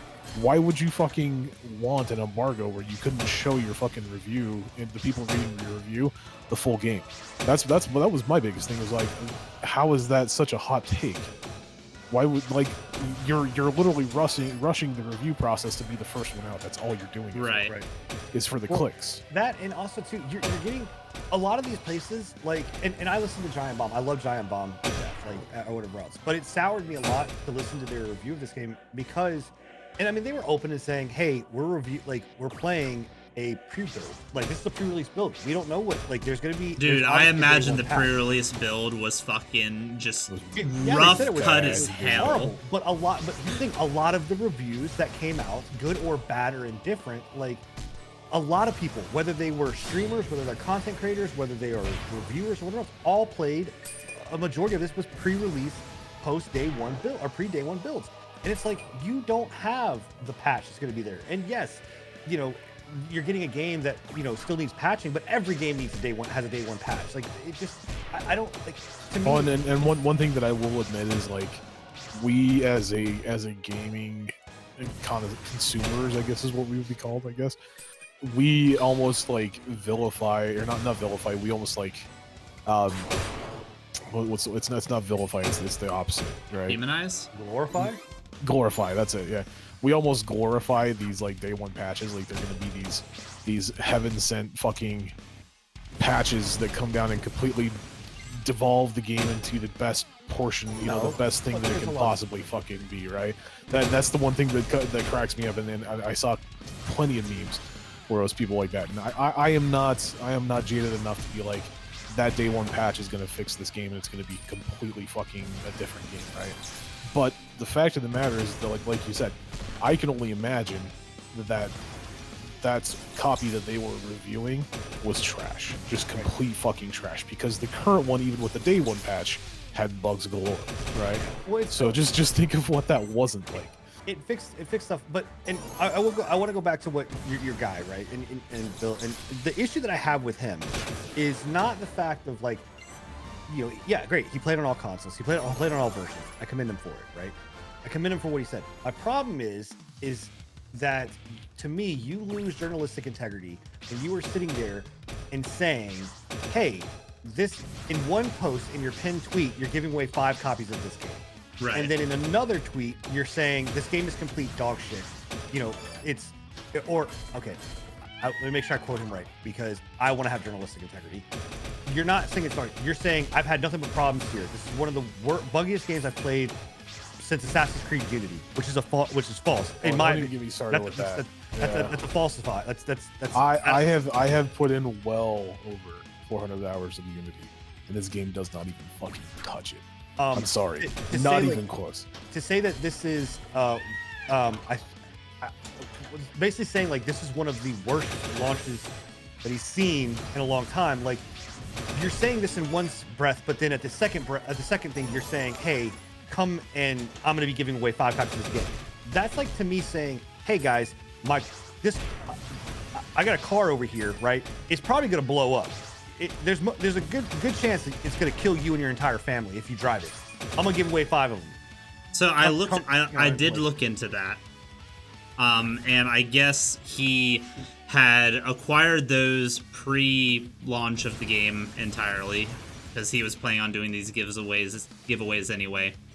And he is still doing it for the PC version, but he has actually, like, he scrapped the other versions and refuses to give them out. He's only giving out the PC. The fact that he's still giving them out, you can say what you want about his journalistic integrity on that, but that is the rundown on that. I have a... Go ahead. Whether if you just want him to scrap all the codes because he thinks the game is bad, that's fine. But to me, if there are people that will enjoy this game, and he's aware that there are people that will enjoy this game, and if they see what he's posting and still want to have a copy of the game, I see no fault in that. And yes, it is going to bring in clicks and stuff. That is the goal. That is the goal. That was my biggest point. Is like, is he doing this? I don't think the hate is, like, necessarily hate baiting for clicks. I'm just thinking I the don't know, giveaway. man. The giveaway. He hasn't released his full review, like his review of it yet. He's only talked about it on Twitter and stuff like that. He hasn't posted anything to his YouTube channel about the it. simple fact of the matter is that he's calling it the worst game since Unity. I mean, tells me- mileage may vary. He must have the worst luck possible because he also had a PS5 that bricked itself a week into him testing it for his console reviews. I don't know, man. That was my biggest thing with that. It was I kind of agree with Sin on that part. Is it's like if this is the worst game that you've ever played and you think it's worse than Unity, which that's saying something, right? And Because that's his Unity words. was Those are- terrible. We're not embellishing. That was his word. Unity was fucking insanely bad, right? And I put 400 hours in that bitch. I know. I have seen some shit, bro. I've been in the trenches, right? Like I know that shit. And to say that this game is worse than Unity, that's like, wow, dude, you. Yeah, and again, and to still give away those codes, that amazing. right. That's where I come just in and, if I were in his shoes, I would probably do the same thing. 100. I mean, it depends on your morality compass, I suppose. If you're willing to say that, I just the wouldn't game want to is the scrap worst game codes. ever. I wouldn't want to scrap codes for something that I know somebody out there will enjoy. Whether I hate the game or not, if I think had you're- acquired these ahead of time, I don't. To me, I think at that point you're what's the word I'm looking for? Go ahead. I'll think of it. All I'm saying is, to me, it's, you know, I don't care that I got, like, I've been given code. Like, look, I've been given codes as a small streamer as I've been given codes to games that, you know, through email, through noise, through whatever, you know, that I go in and I've played, and they've given me 5 codes, and I'm like, I'm not gonna give this game away. It's like Arcade. I'm not gonna. When I was playing Arcade, I got codes because I was streaming it, right? I got codes for that. I will never give away those codes. Yeah, like Never. there are, you know, there's I've probably thrown away at least 15 to 20 codes for games that I'm just like, I will not give this out. I'm not going to stand by this. I'm not putting my name on this. I don't care. And if for someone to vilify this game as much as what they did, Is that true, Bill? then I would absolutely not. Like, it blows my mind to be like, you are talking out of both sides of your mouth. You are saying, here's the thing, go click on my links, go do this so I can get clicks, I can get whatever else, because it's my job. No, your job is to be, at this point, is journalism. Like, your job is to be a reporter. And this is the problem, whether you're in the gaming culture, whether you're in fucking, you know, the political scene, whether you're in medical, it doesn't matter. At any point in time, if you're going to do journalistic editorialism, the whole thing about it is your moral compass and where everything stands. And for you to say, hey, I'm going to give away 5 copies of this game, well, it's only going to be the PC version, because that's the version that we all know runs okay, but this game is complete dog shit, and I don't want to play it because, or it's as bad as one of the worst games that's come out in the past fucking 15 years, right? Unity. Then how can you sit there and say, okay, I can trust your opinion? And at that point, honestly, at the moment that I saw that, that's where I was like, I don't care what this dude says. I don't care what he says from this point going forward, because I can't trust him. Because I can't trust the fact that he is okay with giving me a copy of this shitty game that he's saying is shitty, and then at the same time saying that, oh, it's, you know, it's worth you getting. Here, you take it, like, because you may want it. No, like, that's not the case. Because also, too, the other side of that is you have people that will search CyberPunk giveaway. You're not having people search CyberPunk giveaway review or CyberPunk, is it, like, you'll have people saying CyberPunk, is it worth it? But his stuff isn't going to show up on that. It's going to be CyberPunk giveaway, his stuff shows up. CyberPunk review, his stuff will come up. But those two won't really cross over or whatever else. Like, they're just going to be like, oh, giveaway? Yeah, sure, great. So I don't. Like, it's fair. And if he would have attached it and said, hey, in that pinned tweet, being like, here's my thoughts of this game, it's fucking complete, you know, dog shit. And then at the very bottom of it, be like, but if you want it, we're gonna give away 5 copies of the game. I'm just saying, like, then at that point, okay, I'm a little bit more okay with it. But the fact that you have those in 2 completely different tweets, and the one that is pinned is not the one that you're saying it's bad. It's the one saying, "Hey, click on my shit to get giveaways." I'll also chalk that down to fucking Twitter is terrible and doesn't let you edit tweets. So Yeah, he still can take that fucking shit down. He can copy it and take that shit down. he could, but He doesn't want to. That's don't. I'm sorry, he doesn't want to. Like, I anyway. completely agree with you. I'm just playing the devil's advocate. Like Yeah. there is a point that to be made that Twitter doesn't let you edit your fucking tweets, and in order for him to take that down, he would have lost all those retweets, all those comments, all those likes off that tweet. Yeah. Be more responsible with the tweets that you put. Oh yeah, 100%. So the bugs that are in this game. Wait. I'm still interested in this Rockstar thing with Bill. What are you talking about? You The- talked. Bill, we got Jen saying that Bill would throw out Rockstar codes and like 2-month-old fucking expired. I don't like Rockstar games, dude. I really don't. Okay, I don't think this is like. I don't think I've been hiding it. Let's move on. I want an answer, damn it. It's interesting that you bring that up. So, because a lot of people have compared this to Grand Theft Auto. So, what are your thoughts, Bill, on this being somewhat like?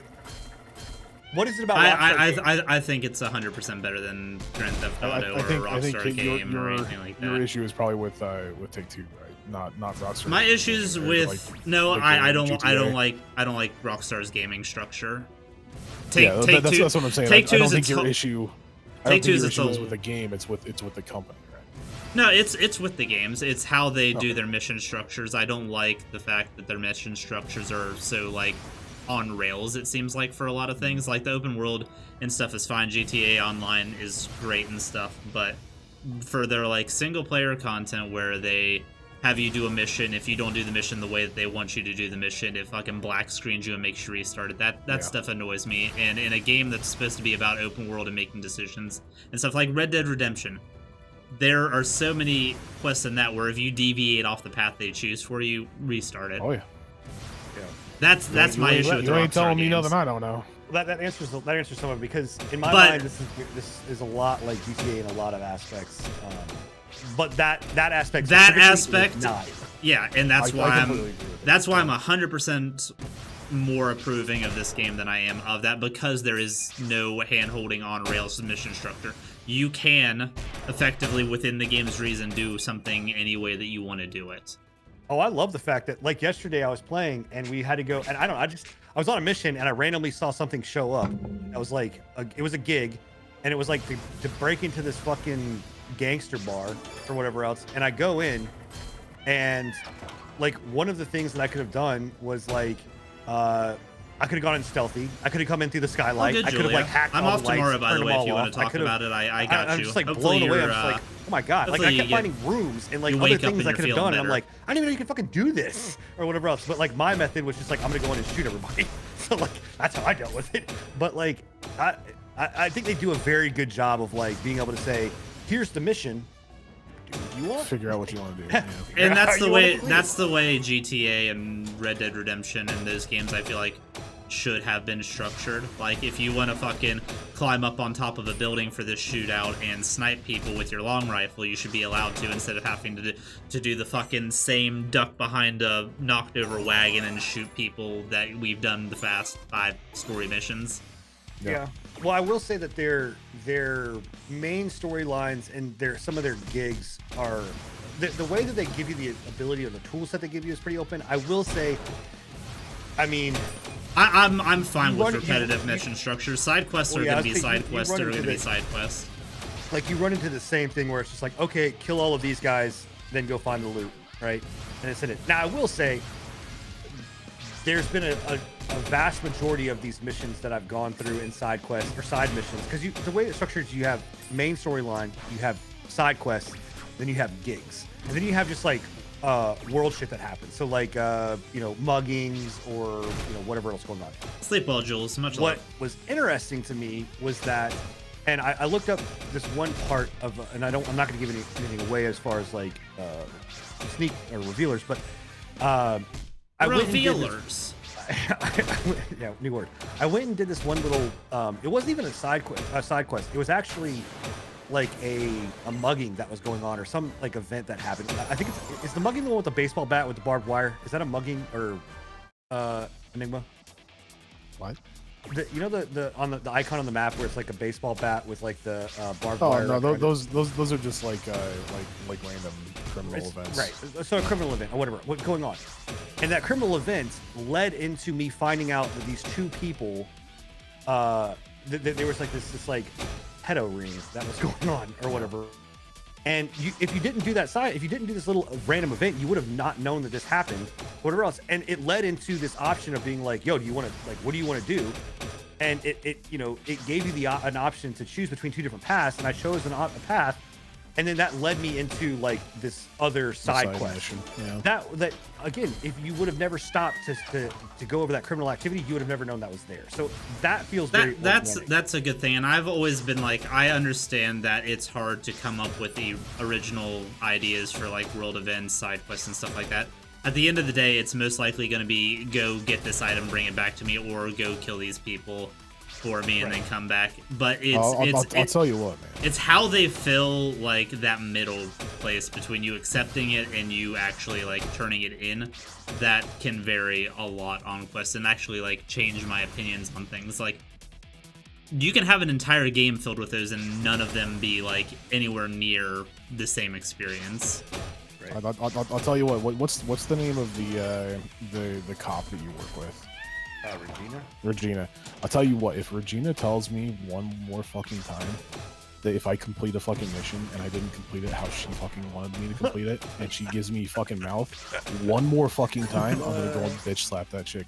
100%, she's pissing me off with that shit. I 9 times out of 10 murder everybody. Yeah, It's that's the not problem. Like that at all. But- Yeah, that's the problem. Is you have the like, do the option. mission. You do the mission and then If she this gets was on a the horn with Rockstar you. game, she would be yelling at you over the intercom as the screen goes black. she gets on the horn with you and she's like, well, good job. Wasn't how I fucking told you to Right. do it, but I really wish I we could have guess to it's clean up done. bodies And now, I'm like, okay. what the fuck? To the If you point would that, have done a certain way, get your ass out here and do it, bitch. here's the to the point too. If you guys are watching my playthrough of it, I not only do I make sure the person is down on the ground, I will go and see if they're like moving around, riling in pain, and I'll shoot them in the face. Like I'm like, oh no. He You're is not even 100% ruthless. Like I am legitimately just, and I'll waste ammo. I'm just like, no, fuck you, and I'll just shoot him right in the face. Like, in fact, even people that are dead, I'm like, did you just twitch? All right, you're dead now. Like, you know. So, but it is. They do a good job there, right? The thing I do think that they did that I wish that they would stop doing, is if I get one more text about a fucking car, like if I get one more fucking thing about like, hey, we got this car for you. Jesus Christ, dude, I don't care. I think they could have done that. I think they could have done That the car buying. that's in a part of the little world bit more immersion, though, intuitive isn't way. it? Yeah. Like, it kind of is, but it does break immersion breaks because you just the world. randomly fucking get it. It's like it's not one of those things where it's like you run into like a car dealership and they're like, hey, we've got a fucking car. It's just you'll be driving down the fucking road and randomly some dude will text you and be like, hey, I've got a fucking van for sale. You want to buy it? And it's not even, and yeah, that's the thing. It's not even like you meet this person and have a dialogue with them. It's literally like you'll drive through like a gang area, and then the fixer of that area pops up and says, "Hey, you know, I heard that you're V, right?" Well, it's like, and that connection there is not done very well. Like I don't feel like there's no like I'm like, why the fuck do you even know who I am? Because I'm just now starting out on these quests, like, and I get the whole idea of like you're building up your rep. Well, it's your as street fixer cred. and Yeah, street cred, it's stuff like it's that. your street cred. The more street cred you have, the more fixers will start But contacting. I wish that they would like the dialogue tree in there would be a little bit different, and on top of that, like they would not send you fucking cars until I at least go and meet this fucker, because they all tell you like, hey, come meet me, which would have been great for them to be like, cool, I'm gonna come meet you, and now it's like, hey, you know, I've got this car. And I also too wish there was an option to just be like, I don't want your shitty car, stop fucking texting me. Like, yeah, but I thought it was like plugging you into like the overplug nature of the world where like advertising and anybody can. It doesn't like, feel like that. Not Okay. really. Yeah, it does. Like there is those types of things like with the What's up, Mr. Galaxy? How you advertisements and, doing, my like, guy? You're just constantly walking around and you have advertisements everywhere. For Right? sex. Like for sex, for fucking food, for whatever. What's sex, the dildo. horror? What's the horror TV show? The Douglas horror or whatever. I can't stand that one. Dude. All I But see yeah, is just killers everywhere. this one, these ones are very very strange. They don't feel. Yeah, They feel very disjointed. It's Yeah. it's not smooth. You know, so that's one of the things too. The other thing that I think that they don't do very well, and what really does break immersion in this game, is the police structure. I do wish that they would actually do the police structure how they do. You it, don't like I like thought of. police just like Popping up appearing? randomly. Okay, Yeah. dude, let me tell you something. So I tried something yesterday because I just wanted to see. So there's 2 cops that are sitting up inside by your apartment complex. You know what I'm talking about, Enigma? Not the one for the quests, but there's just 2 cops that randomly have a guy laying on the ground. Yeah. So I just wanted to see. I shot the guy on the ground, or whatever. I was just because I was like, well, he's in handcuffs. Whatever. You don't give a fuck. I'm just gonna kill him. They're not I actually killed him. coded as cops. They're coded as NPCs. Well, no. I killed him. The cops got pissed off, so I killed the cops, and then I ran into I opened my door to my apartment complex, and all of a sudden 3 cops spawned in my house, and I'm like, the way what that the they fuck, have man? the cops, like the star chases or whatever you want to call it, the wanted level, is fucking weird. Because not only that, like do they just randomly pop out of fucking nowhere? Like literally, they just appear. Materialized, yeah. They just appear as if they're fucking Harry Potter wizards using the Right. fucking spell to teleport into your fucking same location. But the thing is like, you can go and just completely murder hundreds of people, get the highest wanted level, drive down the road to where they're not fucking chasing you, and like 2 seconds later, wanted level's gone. Yeah. It's Sounds like GTA. GTA 3. Yeah, 3 cops. I was Very, saying. very. I'm gonna kill this guy. Go reminiscent hide in a of dumpster. 3. Yeah. They're gonna watch Very, me go very into the reminiscent of dumpster. That, and if you go into if you go to sleep, your wanted level's gone. Like you can sleep go into anywhere that you can sleep, and your wanted level is completely gone. So like that part of it breaks a lot of the immersion, and I do think like there's a video of someone that was at the top of a skyscraper who killed somebody with a sniper rifle down below, and the police spawned like right beside On the roof with him? on the roof of the skyscraper, and it's just like, what the fuck, like. It's very strange.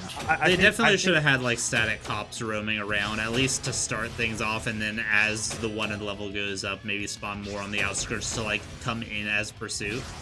Well, and they have said in their post-launch what they want to do is a huge rework on like the police AI and things of that nature. Because one of the things that they did say and that they did want is that the way that you do missions and what you do and how you do things is to affect like your kind of like social network. Because as it stands right now, I can do quests pretty much for anybody and everybody. It doesn't really matter. Like I'm just building up my street cred, right? But the effect of it was supposed to be like, if I'm doing quests over here for this gang or this group or whatever else, that it's supposed to kind of like make the cops feel a Negatively certain way. impact the other. and negative Yeah. right. That's not the case right now. It's basically just I'm doing all of them, and my free street for all. cred's going up. They said they want to work on that. I think that Hell, even Skyrim got that one right, where you could choose between the fucking Nords or the Empire. Yeah, I mean you're not wrong. Like I think that is a misstep in this, right?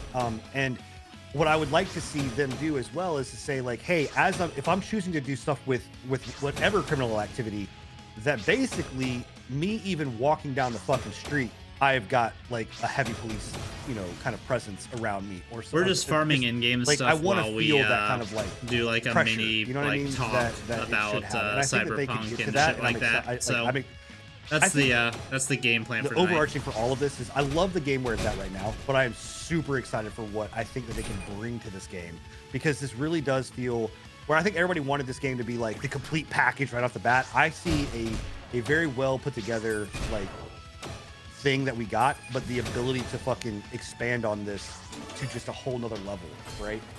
Is great. So I want to kind of tie this back into the reviews and the journalism aspect of this.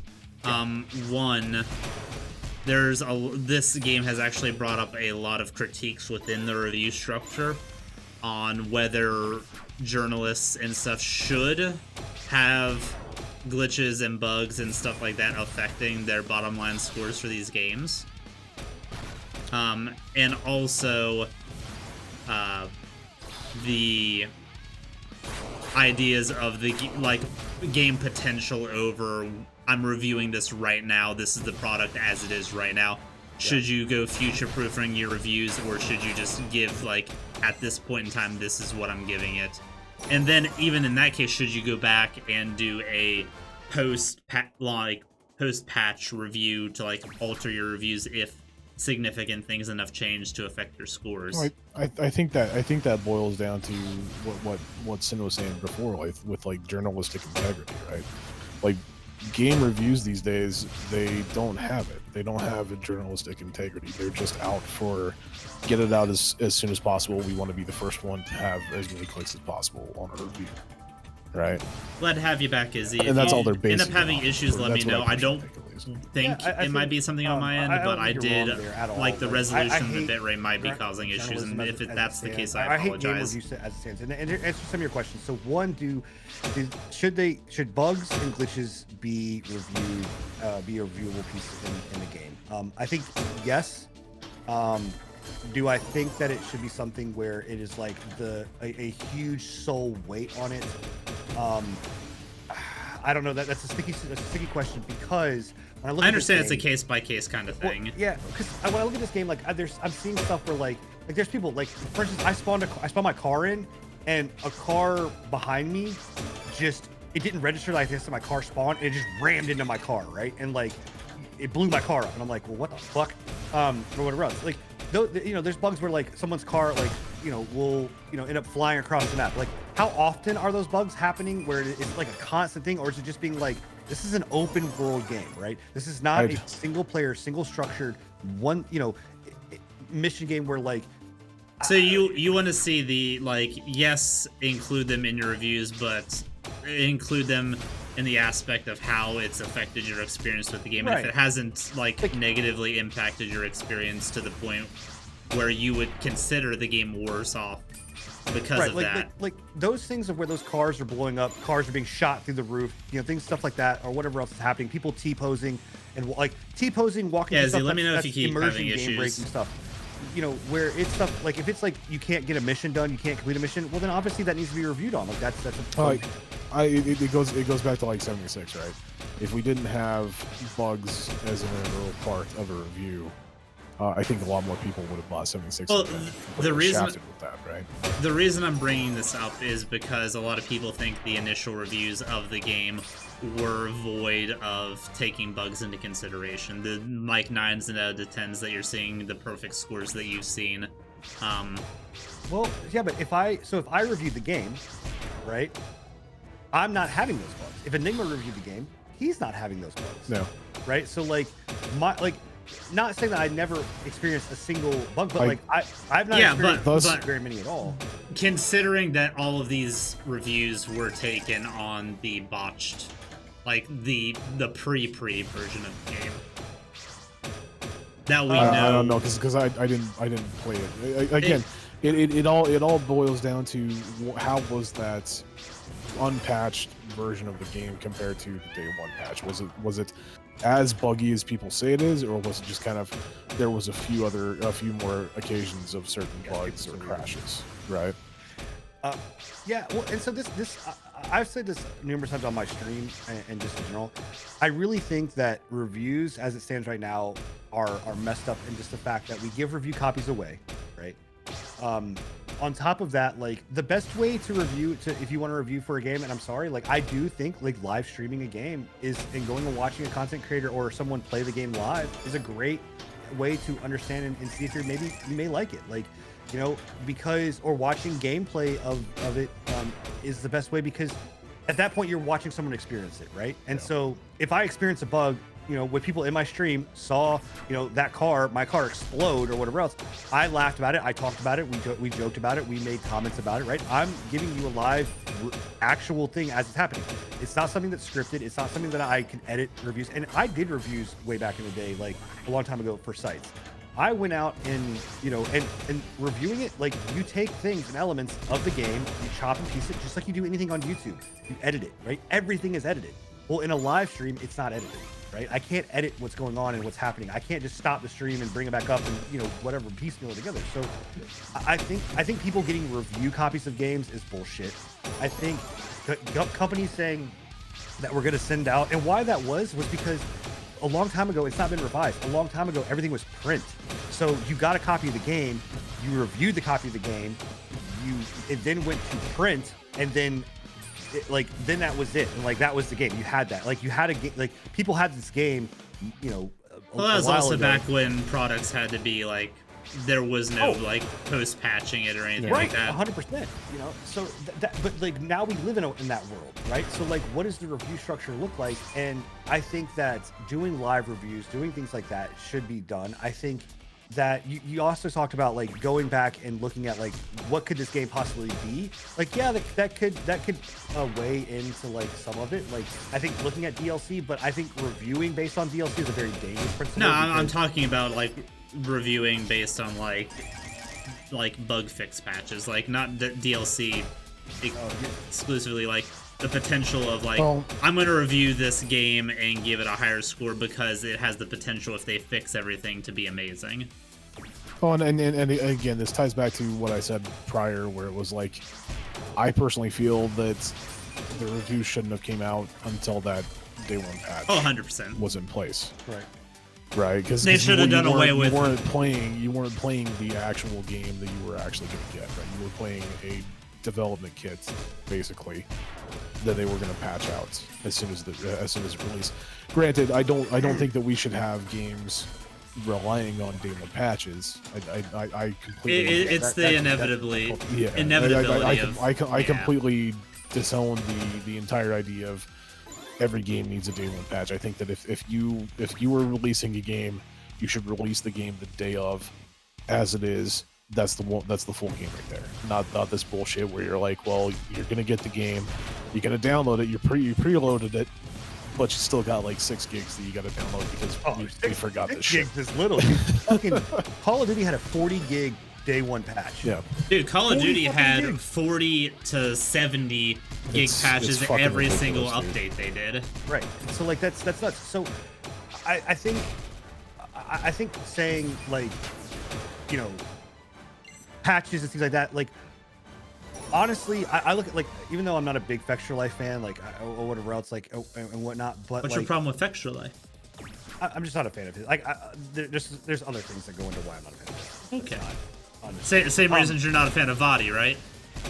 I don't know who that is. You said you know who you. Never mind. Who? Moving on. Vadi Vidya. Oh no, I know who that is. Never mind. I thought you were talking about okay, so here's the thing, right? I think that those things are properly done. They're playing the game and then they're reviewing it, right? And then they're saying my review's gonna come, right? In your review that comes out pre-launch, like before the game even hits, I take for a grain of salt. Yeah. I don't really care because I'm just like, I don't believe you, you know. And 9 times out of 10, that's from IGN, that's from Game Informer, that's from all of these fucking whatever else, like places. I don't really give a shit. I look at it as like, okay, cool, you played the game post-launch, you know, and this is what the game, how, you know, your kind of review is or whatever else. Also, too, guys, guess what? And I'm in this camp. If you are a day one buyer of these things, you accept the understanding that you don't know what you're rolling the fucking dice. You know what I mean? Like, you don't know what you're getting. We all did. Myself and Enigma both rolled the fucking dice. I think that comes from our age bracket where we didn't have to like worry about like people releasing unfinished games to patch and finish later, because back when we were growing up, it was okay to get a day one game because that was the finished product. And yeah, if it was, I mean, even day one console buyers, like all of this stuff, like it's you are in a culture now or in a time now where, you know what, if you buy something day one, it's on, like, honest to God, it's on you. If you're buying any kind of tech day one first release, it's on you. I mean, it just is. You're rolling the dice. You don't know what you're gonna get. You don't know if it's, you know, it could be complete crap. I bought CyberPunk with the expectations of what the game could be, and I went into that going, I'm really worried that if it's something like The Witcher, it may not be something that I'm gonna like. And I am fucking in love with the game and playing my heart out. This is also coming from. I knew it was gonna be amazing. Right, I knew. You guys are all What I'm haters. saying is, It's the best game ever. okay. I'm not gonna say that. But you know, it's just like Marvel, right? Like Marvel's a great example. And actually, one of the things I do want to bring up is people comparing, like saying that this game is buggy and terrible and whatever else, and like it's atrocious and whatever. Hello, were you guys there when we played Marvel? Like, and I like Marvel, right? And I still think Marvel's a good game, but that game was buggier and more pieces of hot garbage than what this is in any stretch of the imagination. We had issues that it booted me out to the fucking main screen. It had where mission structures couldn't be done. All of the things that people saying that is going on in Cyberpunk, I had threefold over in Marvel, right? We had a dev in the goddamn chat, like having to fix shit while we were playing the game live. You know what I mean? Like, so I just it blows me away to be like, people are just like, oh my god, Cyberpunk. Like, when I'm just like, how about any other game that's released this year that's been just complete hot garbage? Like, Listen, Remnant had a perfect launch.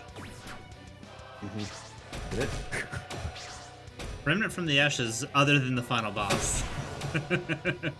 So I was going to say, I'm pretty sure that the final, but you can finish the final boss. Yeah, you couldn't even finish that game. Never mind. That was the only I thing take that it back. That was the only issue I remember, but that's a big fucking thing to get wrong, bud. Pretty big thing, yeah. Yeah, I just, so, you know, and then I think the answer to your last question, Bill, about reviews with this is that I think retrospectives and touchbacks are always good for everything. I think most games should have a touchback because it's not fair. Right now, how many people, honest reviewers, have gone and said, we're going to go back to No Man's Sky and I'm going to look at No Man's Sky, right? Like, your major publications, unless they're just dying for a puff piece, they don't go back and review it. They're not going to go back and review that content. There's no point, right? Because they don't want to. But there is a huge, massive deal with doing that because that game is completely different than what it is now. And come 2022, 2021, 2023, this game is going to be completely different than what it is right now, right? And there should be some kind of retrospective that's done on it, you know, and looked at it. So that's I think that they absolutely should go back and look at it. And honestly, again, reviewers, people stop going to review sites. They are paid to get, especially IGN. Like, they're paid to do reviews. They're paid by the advertisements. They're given the fucking game. All of these kind of things, right? There is no integrity when it comes to a lot of these review places, whatever else. If you want to know what a game is going to be like, find a streamer and watch them, right? And just watch them and watch them play the game. That's yeah, but even you're yeah. Actually, I'll 100% agree with you on that because even the hashtag sponsored streams, they can't hide a shit game through reactions. They're like, oh yeah, I'm having a great time as that's what I was telling with Co Carnage when we were talking about that first day, right? You had brought up that, you know, well, is he sponsored? And I'm like, no, I don't think he is, but even if he is, Co has been sponsored by many times by games. Fallout 76 was one of the big ones. I know he got sponsored by a couple of the Ubisoft games that have come out in the past. That recent one with the what was it called? Not Immortal Phoenix Rising. No, the Tom Clancy one, not Breakpoint. Yeah, Breakpoint. He fucking trashed Breakpoint, dude, and he was getting paid boku bucks to fucking play Breakpoint. So it's one of those things where you got to find the people that even if they are sponsored, they're not afraid to kind of trash. I mean, even if they are like overhyping a game through stream, it's all right there. Right. That's the thing. I'm saying watch the stream to watch the gameplay. I don't really give a shit about what the person's necessarily saying, unless you know that you can trust them, right? Like if Lyric or Soda Poppin' or one of these guys or whatever are playing it, you know, playing one of these streams, or Nick Merckx or Timothy Hatman or whatever are playing a sponsored stream, I don't really care what they're saying. I'm not looking at it. I'm looking at gameplay. I'm looking solely at gameplay of what it is. You know what I mean? And that's where I'm getting my opinion based off of. If I'm going to buy a game that I want to see, whatever else. And I understand some people are like, well, Cyberpunk, it's a single player experience. Like, I don't want to ruin, you know, my playthrough. There's so much in this game. You're not, like, you watching fucking 20, 30 minutes of this game is not going to, you know. That's what I liked about Co, is that, like, prior to release, he said himself that he was not going to be doing any major storyline playthroughs. He's going to go through, just kind of explore the world, do side quests, some of the side quests, do some of the open world content, but he would not be touching any of the main story up until the point that it was released and everybody else can play it. Right. Yeah. So kind of going that's the answer to those questions. So I just want to retouch and kind of move on past this, but like the bugs in the game. I mean, do you think this is getting a fair shake? I mean, do you think that the game is deserving of the bugs and screaming and yelling that people are saying like this game is buggy piece of shit, right? I think on the consoles it is. Yeah, consoles Consoles 100%. aside, I'm taking consoles out of it. Like the even consoles are hot PS5 garbage. and modern Xbox, I think, are worthy. Right. On the PC, the biggest issue that I have with PC is just the vast amount of people that are playing that are getting multiple different issues, right? So like you said, you've been having some issues with your graphics card and you're on 4K, whereas I'm having very little issues playing 1080 60. I've had maybe 2 bugs that weren't game breaking. One of them was a fucking NPC pushed me into a wall and I got stuck, and it just took me wiggling around a little bit to get out. And then the other one was, I think, an issue with like summoning my car, like exploded as soon as it fucking came in. Those have been the only bugs that I've ran into, other than some minor graphical glitches and like shadow glitches and shit like that. I think it's a heavy dose of mileage may vary, and I believe this game is actually like having some performance issues on the PC side of things. Oh, yeah. On non-NVIDIA equipment, I think the AMD stuff, like I don't think it's optimized well for AMD. Maybe not graphics cards, but I know it's done pretty well for their CPUs. Yeah, the graphics cards are specifically what I'm talking about. Well, that's AMD, man. No one stop buying AMD graphics cards, people. We know this. Yeah, but I'm saying you can't use know, I'm that not faulting argument. you too much, Yeah. That's where I've seen a lot of the PC issues with. And honestly, I've watched you. I've watched 3 other people play it on live stream, and I've seen 1 person play it on YouTube. And they're not really having that many issues PC-wise. And the range of PC specs on those, for the most part, are fairly high, but there's a few like middle or lower tier PCs that I've seen handling the game fine. It might look shitty because they're on low res, but well, and that's the thing that I was talking about when you kind of tweeted with that guy's, or sent me that guy's tweet, was just like the number of bugs and things that he is saying. I wish in that tweet he would have specified specifically which consoles, which versions of the game he was playing were having which one. Like, I wish if he was gonna take the time to throw that kind of a number out there, I wish he would have went the extra mile and actually split it by which version.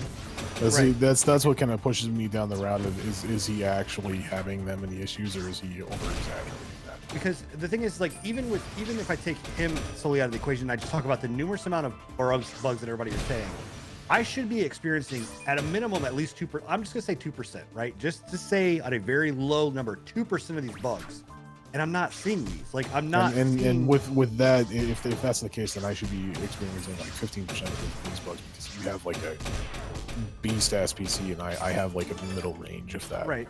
So I'm just saying, like. And again, I'll say, like, yes, there's things that break immersion in the game, right? Obviously, like I said, your car exploding at a random, it breaks immersion.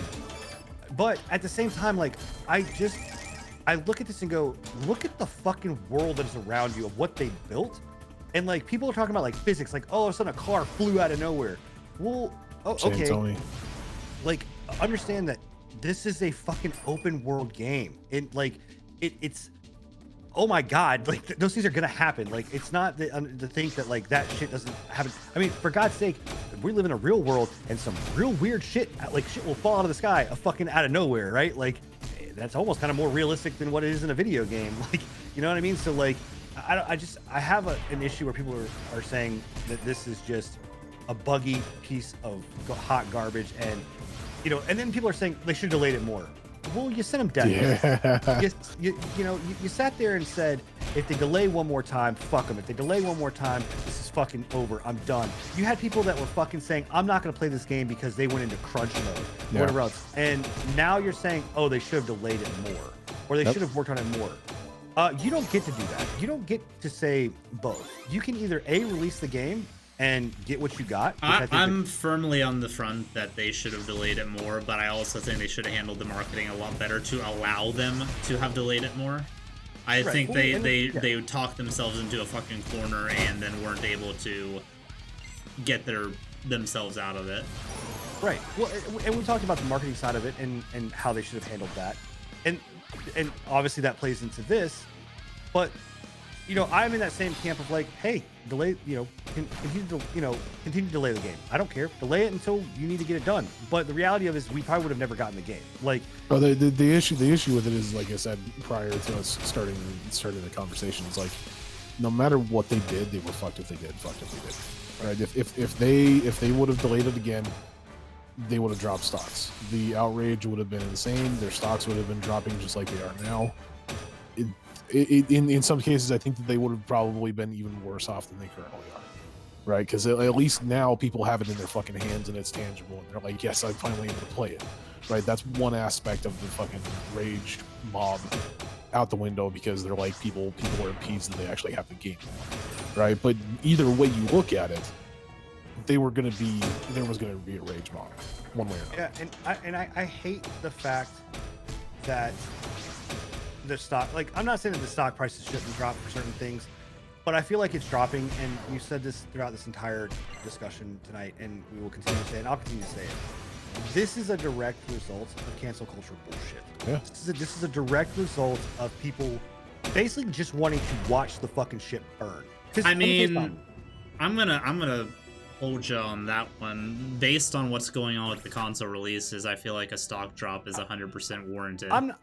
I'm not saying, okay, I'm not saying that, and I've said it, what they deserve, everything they're getting for the console stuff. But you're trying to say that the stock drop is based on cancel culture. Not all of the stock drop. I'm saying I think a majority of the stock drop, or them dropping and people hating on this and people wanting and fuming right now, is because of this cancel culture. I think that regardless of whether if the console version would have never launched or they would have launched in perfect condition, I still think that their stock would have. Yeah, but you're not going to know that, because that's not the reality of the situation. The reality of the situation is 4 out of the 5 versions of the game are broken.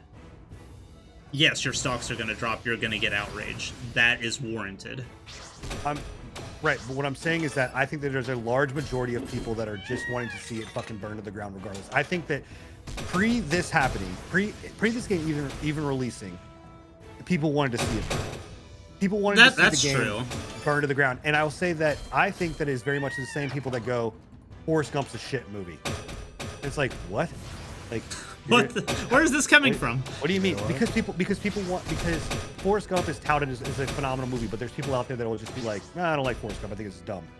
Right? I think it's. I don't think this is the Forrest Gump of gaming, though. Like, I'm failing to understand the analogy here. I don't understand that. What I'm saying is that there are people that, regardless of whether it's good or bad, they will want to see everything burn to the ground. Yeah. CDPR gave them the ammo. I'm not saying CDPR in droves. They trucked that shit onto the front lawn. I'm saying, yes, in their console stuff, you're 100% right that they deserved it, and I've sat here and said that in the console version that they deserve to get beat up for that. What I'm saying is that there are people that are not playing it on console, that are not pissed off on like, I'm not playing it on console, right? And right. I'm not sitting here saying like, oh well, I'm not playing on console. It's not their fault. They should, whatever. That's your own fault for being a console player, pleb. I think that there are people that are going, oh well, I'm playing on PC. I'm having a good experience, but you know what? I'm fucking mad. Like, I'm gonna be here and say, you know what? This is bullshit and blah blah blah, and I'm gonna get pissed off because I see the world being pissed off and going picketing. Basically saying like, there are people that will protest because they want to protest because they see other people protesting. They don't know anything about why they're protesting. They don't know anything about why they're getting mad. They don't know anything about any of the reasons behind it. They're just like, oh, this people are hating something. I want to hate it too. Like, and just jumping on the bandwagon. Like, I think that's a minority of the. I think the negative that's a minority of the negative backlash that they're getting. I think a decent amount of it is fairly warranted, PC version aside. And with the PC version being I would go out and say that the PC version of the game doesn't hold half the player base. What? I think you're wrong there. That you were way wrong, dude. They had over 1 million people playing on Steam alone.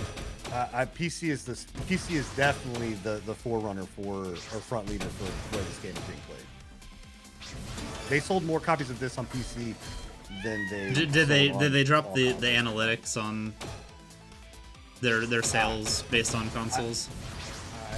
I think I have to go and look at it and see exactly. I know they had the. I shouldn't bring shit like that up without the numbers myself, so that's on me. I just know for a fact that I would be hard pressed to say that they did not. There are not more people playing this on PC than there are on consoles. Like, I'm just going off of What's what good, I know bud? How you from- doing? From their analytics that they dropped as to like the player base, and like I said, alone, Steam itself made up for, I think it was 1.2 million players, somewhere around there. Don't quote me on that, but it was over a million. and so here's, and even taking out player base, let's take out, and again taking out console stuff in general. Here's where waiting for a Switch version. Okay. So here's where I have an issue, right? And this is I think that talks about where I go to validate my point. This game is I watched like the degradation of people with this game when it first came out. They're like, CyberPunk, great, yeah, and they play it and they love it and they play it and they're like, Okay. there's some bugs. There's some bugs. I found the numbers, and the PC is the majority. It's fairly close. So it's 4.7 million on PC, 3.2 million on console. Yeah. So it's a 2/3 to 1/3 ratio, roughly, maybe a little like more close to 50-50, but yeah. So, and I would actually like to see those numbers, which I don't think they've released. I'd love to see those numbers of how many of those people are current gen versus last gen, you know, and whatever else. Just because I want to see where that skew happens for like the blatant bullshit lie that they did about consoles on last gen versus the bugs that are happening on current gen. But in any case, so here we go, right? The game comes out, people are loving it, people are praising the game, they're excited it's out. Bugs start happening, people start giving some kind of iffy feedback, right? And then all of a sudden, you start seeing people going, Yo, it looks well, fucking delicious, there's bud. not enough. Thank you so goddamn much. What you said that you could play as a trans person. You said you could play as this person. You like all of these like different like things that like political views, political opinions. Now political stuff that keeps coming into the that game. stuff was gonna happen regardless, just because people want to find a reason to dislike something, and if you're not Where have able to we seen- include Where everything, have we which seen that with other things? We've not seen that with other. What? Okay, let's take Assassin's Creed Valhalla into consideration. There was stuff in the hall. yeah, there was Right, a ton of stuff you on played, Valhalla. you played as that equals up to the same amount of shit that you're seeing with this. Not that equals up to the same amount of shit, but there was a decent amount of people that were like, They weren't going the edgier route with why do Valhalla you- too. Yeah, there was a ton of people that were like, the first trailer for Valhalla, why did you choose a male? Why didn't you choose a female? There was a bunch of people that were saying that it didn't represent trans rights and LGBTQ and woke culture for Right. quite a while. Okay, but so that still kind of validates part of my point, though, is like these are things where I'm just like, you guys are literally burning shit down just to fucking Yeah. burn it down. Like if someone if someone doesn't take a piss the way you want them to take a piss, like you're gonna go over there and say, I'm still of the mindset to say that's a minor portion of the outrage of this game. I don't feel like anybody's talking about those issues in the maybe game not on your currently. timeline, but if you look through my timeline on Twitter, man, there's a lot They- of shit that comes out from that. They weren't prior. They aren't now. Right now, as far as I know, there's not a whole. I mean, there's still people that are. I saw the talking initial about it off and ones on. during like But prior to release, there was a ton. yeah, I saw those. They've all disappeared. Is what I'm saying. That's not part of the current. They haven't disappeared. They just haven't had a reason to rise up. Okay. It just well, so here's the thing, like, all right, Because here's there I- definitely is a bunch that have, they have now come out and said, oh, well, we are going to go in and change our game because there's too many dildos in the game. That's it. Yeah. If Like, somebody was upset about the amount of sex and sexual. Why? reference that were in it. Like, okay, like these are the things that I'm talking about. Like at some point, somebody at some point needs to go and say, guess what? This is my artistic vision of what this game is. Fuck you. I'm sorry. Like I there's- will say the one that I did agree with was the issue with the epilepsy. oh yeah, triggering. that 100%. Yeah, it was That fucking- was Jesus fucked Christ, up. Like they needed to switch that off. Like Right, 100%. like, yeah. But I 100% I completely agree with you that no matter what you did with this game, it came into the station with a bunch of hate. Right, on it. and I'm just saying that people are with this much hype around it, with this much what was, you know, praise or not praise or whatever you said, like whatever it was going to be, with this much stuff behind this game, the cancel culture was already there. It was just like, we're coming in hot, like, and this is it, and whatever. And this is where, and I'm sorry, but like I feel like no matter if they released everything that it was going to be perfect, the cancel culture is still going to be there, and they're still going to be like, there's too many dildos. There's not enough dildos. Yeah. You have too many women. But, There's not but it enough, wouldn't there's not it enough wouldn't women. have dropped stocks. It wouldn't have affected things the way that Absolutely, it would have. Yes, it would. Big Why doubt. wouldn't Yeah, I Big highly doubt. doubt it. 100% big doubt. Because the hate mob prior to They would have release just jacked sucks. themselves in the corner and been like, yeah, you don't like it? Well, go play something fucking else. We got money, bitches! I don't know, man. I don't see that as being the case. And I think that I fault CDPR for giving into this bullshit. I fault CDPR for being Oh, like, 100%. oh, there's too many How dildos, so we're how taking many dildos years out. have From Software been harassed to add an easy mode to their games to Well, make them more inclusive? I mean, I fault them for giving into the dildo thing, and I fault them for giving into some of the like masculine and feminine bullshit that they've had. They switched like the male and Coconut is female, my but thing. Do you want to play It male and is female, and a now it's, flavor do you wanna thing. I be love the texture of referred to as coconut. I don't like the masculine, flavor. or That's my issue with feminine, it. That's or on me. He, him, or I whatever, 100% it is. understand. But the fact of the matter is I'm that glad prior it's delicious, to release, and I hope you all enjoy it. their stance on the whole thing was, we're making the game like we want it to be made, and if you don't like it, you don't have to play it, essentially. Yeah, but that's not So, the case now. Like, It's not the case, but I don't think that they're necessarily catering to them as much as some of these other companies. if they continue to change this shit to do whatever else, then that's where I'm going to be. I get pissed off because I'm like, Yeah. no, like, it's not. You made this game for whatever reason, right or wrong. You made it in this vision, and like, look, like I don't like seeing a bunch of fucking dildos everywhere I go. I don't like having to worry about, like, I had to get up and lock my door because I was like, I don't know if my kids are gonna walk in and fucking, I don't need to see. I don't know what you're talking about, man. I laughed my ass off at the fist. Right, but what I'm saying, like, but I'm not gonna sit here and go like, oh my god, my kid walked in and saw a dildo. Like, Jesus Christ, man. Like, it's part of the game. Like, you know, just, I don't know. It's a game. Deal with it. Just stop being like, the whole world doesn't need to cater to your individual fucking problems, you know, in every single person. Because we come into a world where it's just like, I can't release anything. I can't release the game because I don't know. There's not enough dildos. Now there's too many dildos. Oh fuck, you know, or whatever else. I didn't put a dildo that looks like a water fountain. Like, now water fountain stuff. Fun fact. There's a dildo that's shaped like a dolphin. Well, at least the dolphins won't be pissed off. Oh, yeah. It's Yeah. racial, you know. Yeah, I mean, it's just, I don't know. Representation. I just, that's where I'm just like, they're damned if they do, they're damned if they don't, whatever else. Their stock deserved to drop because of the bullshit that happened with the consoles or whatever else, 100%. I'm not saying they're not deserving of that, and they don't deserve to get smashed in the face for that one. I'm just saying that I think the hate and some of the stuff that they are getting for this game. They would have got hate, but it wouldn't.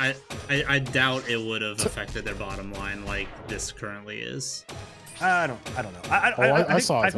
I think their bottom line is being affected a lot too, because like they are issuing refunds, which I will say, look, man, I even though it's a pain in the ass, they're doing a lot more than what they're not taking the money and running, and that's right. And admirable. And I've seen multiple posts where people are like, this is just as like, this now puts them in the same don't get me same started line on as that. fucking Bethesda and EA, and I'm like, dude, get the fuck out of here, man. Like, Byte posted that the other day, and I love you, Byte, but I disagree with you vehemently. Like, you are essentially saying the CDPR by doing this thing with the PS4, which they've already vowed to give out fucking refunds, and they've already vowed that they're going to fix it. That you're going to say that they're as bad as EA. Like, 100%. No, I do not agree at all. I love you, Byte, but no. like what I'll say is, like, they're as bad as them because they knew that was the problem and they still released it. But the way that they handle it is absolutely the more admirable part. Like, does it clear them? Does it exonerate them of all the shit? Absolutely not. Like, again, I said it. Someone should be losing their job. Like, but the fact that they are willing to go, hey, we're going to issue refunds. Go to your retailer, because that's what you should do. Go to your retailer first, see if they're going to do it, and they're issuing refunds. If they don't, we will issue the refunds for you. Then, bro, Hey, man, Same that's- Izzy, at least but you're- the at only least thing you're I've owning ate it. in the last you would never 16 see hours a was Soylent, so out of their own pocket. while that shit's filling as Absolutely fuck, not. Like they this would be time like, of night yeah, I we'll always get a little refund bit you of on the bit of a PlayStation. craving. How You're gonna many, have to go through PlayStation, and then when you go through PlayStation, they're like, you have like 6 hours played, I don't and even think. and you tell them, well, that's 6 hours of me sitting trying to fucking figure, trying to make the game work. They'll tell you no, and then you contact EA, and they're gonna be like, well, nothing I can do for you. Fuck off, bro. Yep.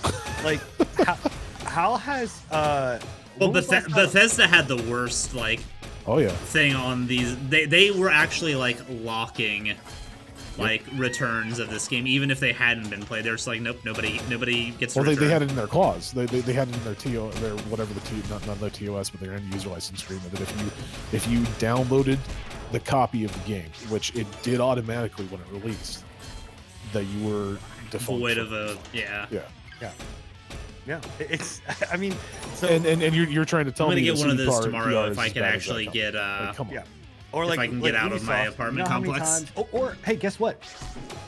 You want to know a company that's literally the worst about it is Activision and Blizzard. Nice. There is no fucking refund policy with them. Even if you don't even play the game, if you download it, you're done. If you download the game, you're done. If you pre-install, you're done. If you go in and basically wait outside of the, even if you pre-order the game or whatnot, and you go in and you don't even touch it, right? It's like Shadowland expansion. If you download it, again, you pre-order the game, do the pre-patch, right?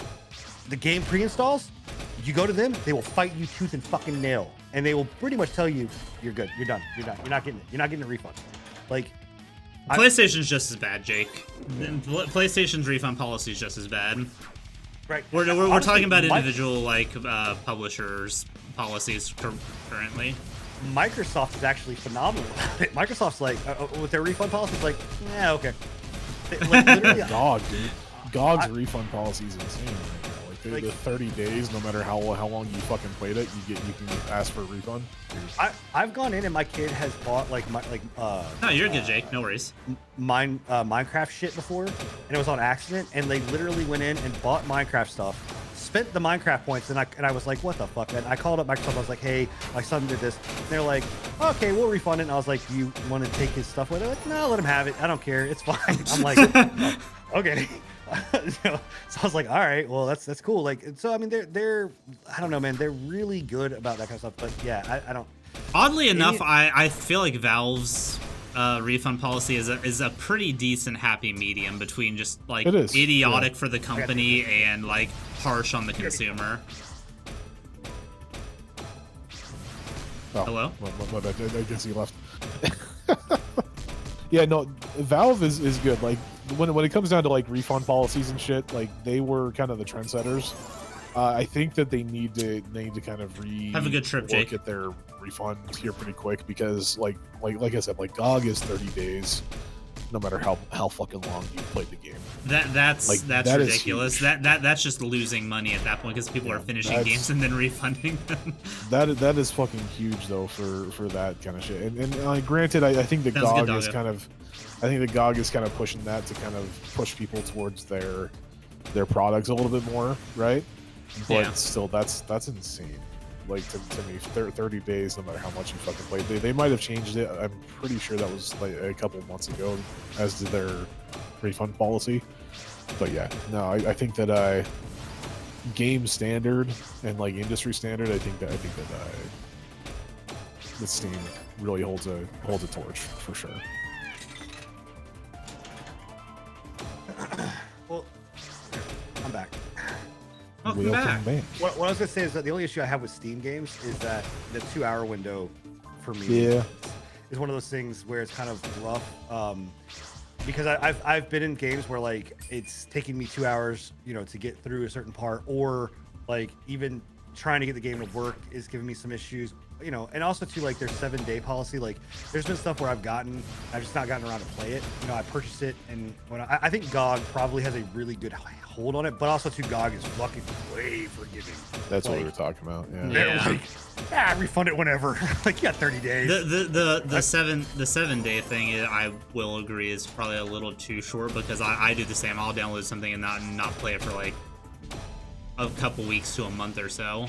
But Crazy, bro. But that's on us for the most part. I'm I willing was to. gonna say, y'all are crazy. If I'm if I buy a willing game, to. I'm trying that shit out as soon as possible. Like, fuck that. I'm willing to take the hit on that one. Yeah. But yeah. So anyway, I mean, all in all, like to one, thank you guys for coming and chatting. I mean, kind of having like this retrospective of the game and Yeah.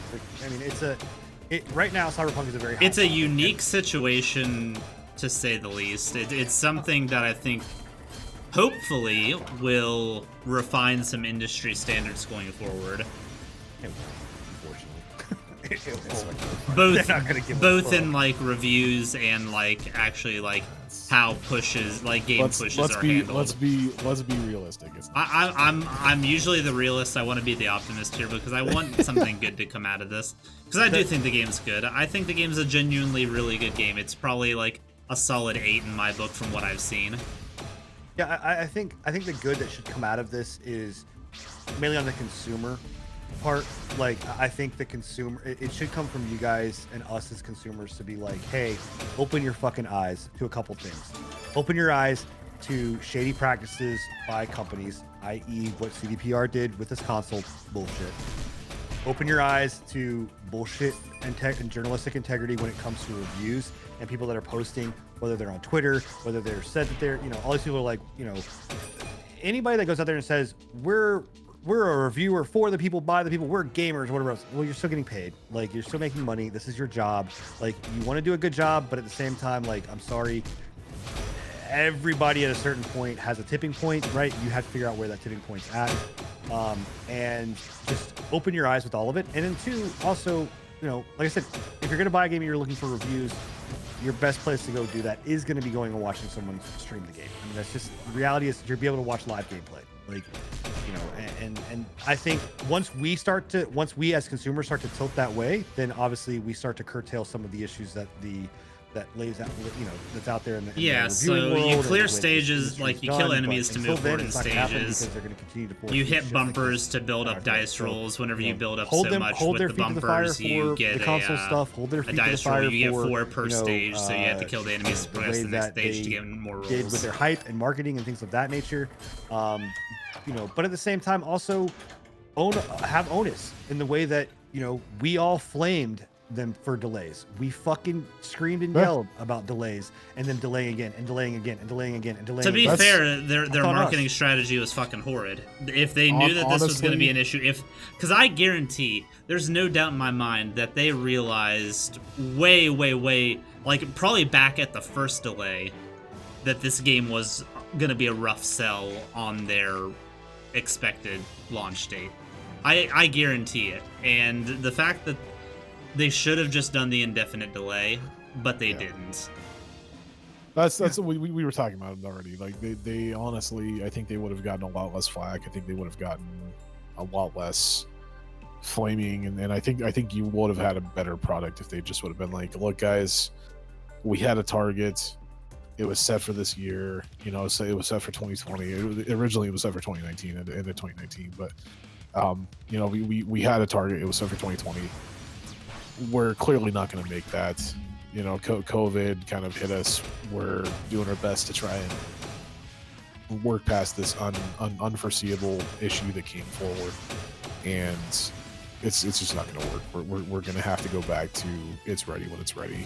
So or just like I with said, us. just pull the From Software approach and just fucking ghost your audience. Let them fucking pick themselves apart with anticipation. They already did that for a long time. Like that's the worst part about the hype, is that for the longest time you didn't hear anything from CDPR, and people just hyped it up, and more and more and more. Like we had like 2, maybe 3 videos, right? And people took those and ran. So well, the other side of it, again, and it's all on their own fault.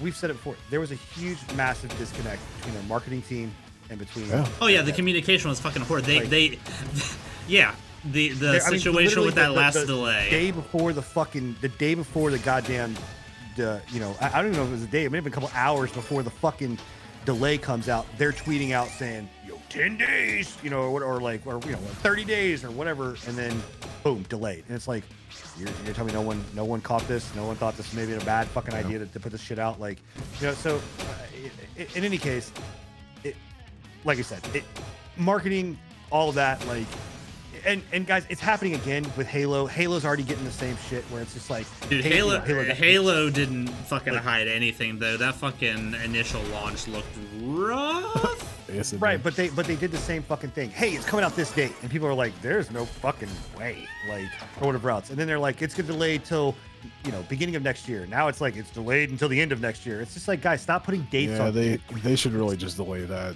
indefinitely as well, for sure. Stop putting dates on shit. Like, legitimately, just go out there and, like you said, that's why From Software, you know, I don't think they know what they're doing necessarily. I just think they're just like, I'm not putting a date on anything.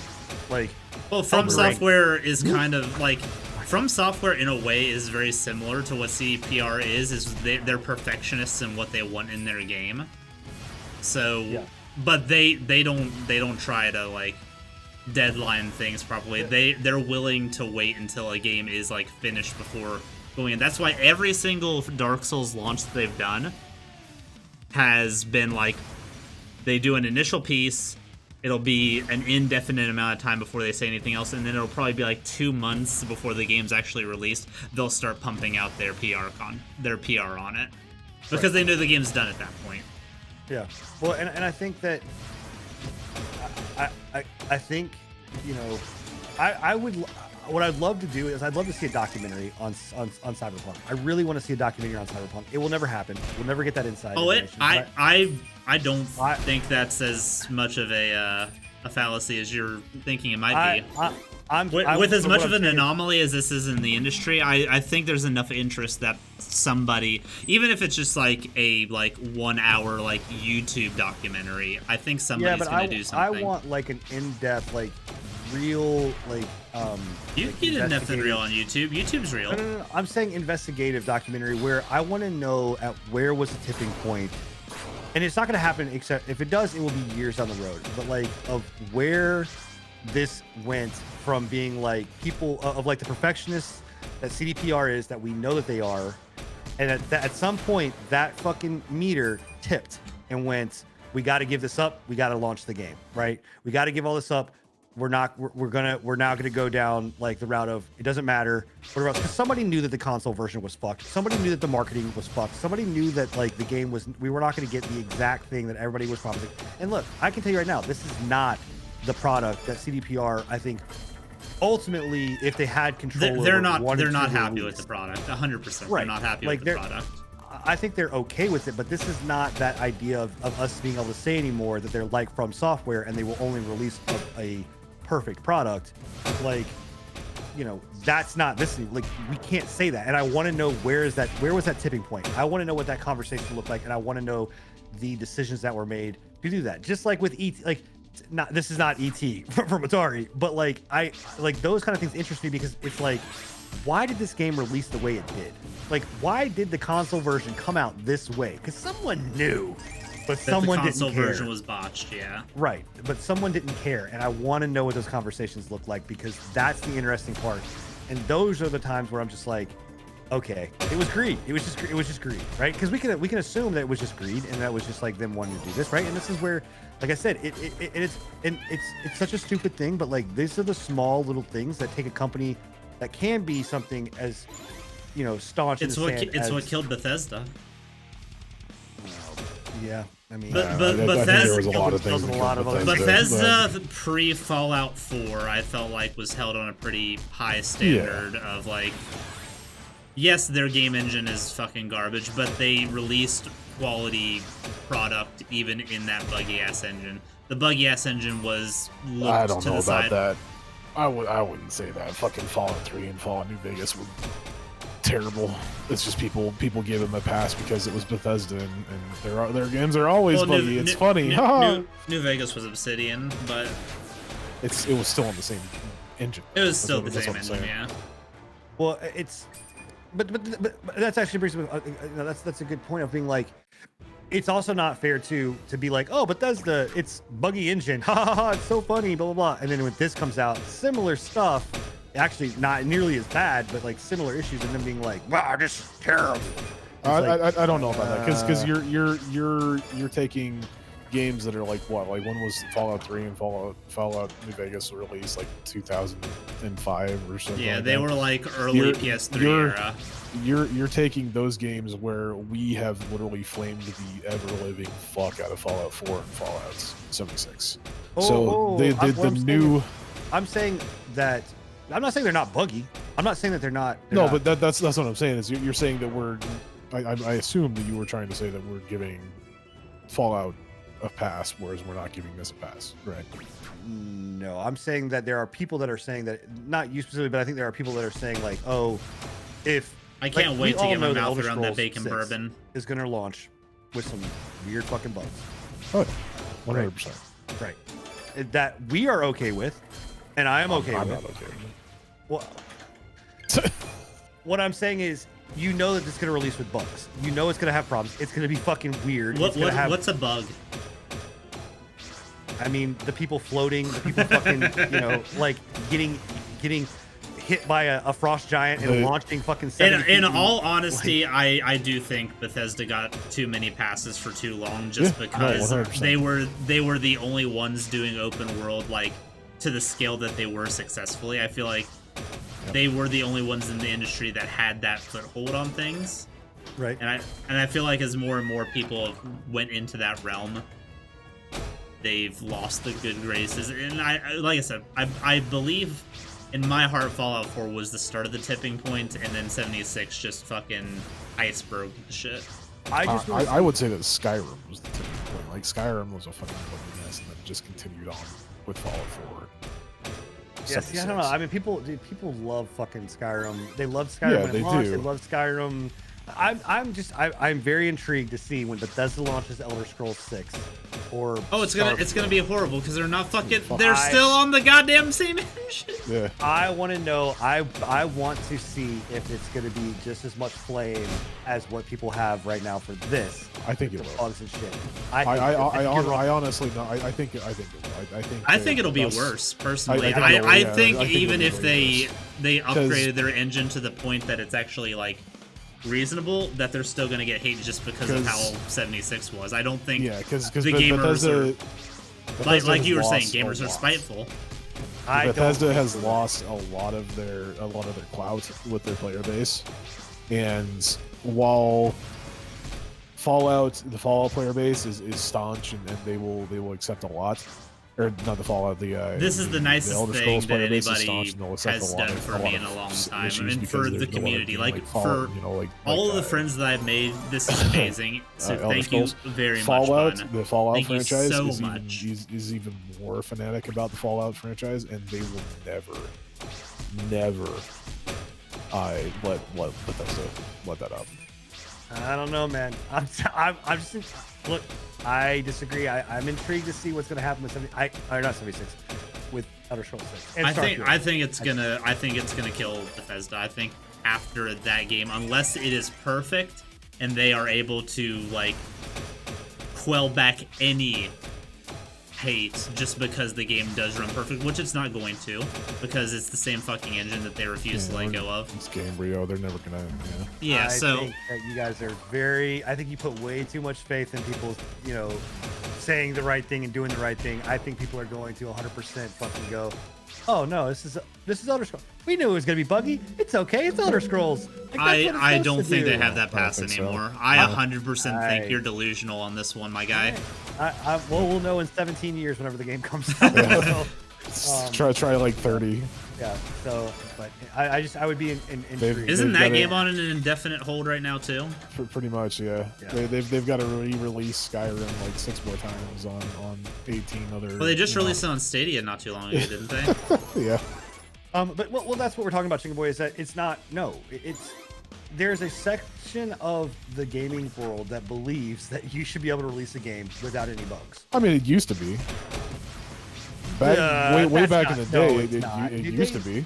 Yeah, 100%. Back in the day, back in like the 1990s, early 2000s, you had back in the 80s, whenever they were arcade games. Yeah, back in the early days when you hardly ever heard about games for years and years and years, they released with very little bugs. Yes.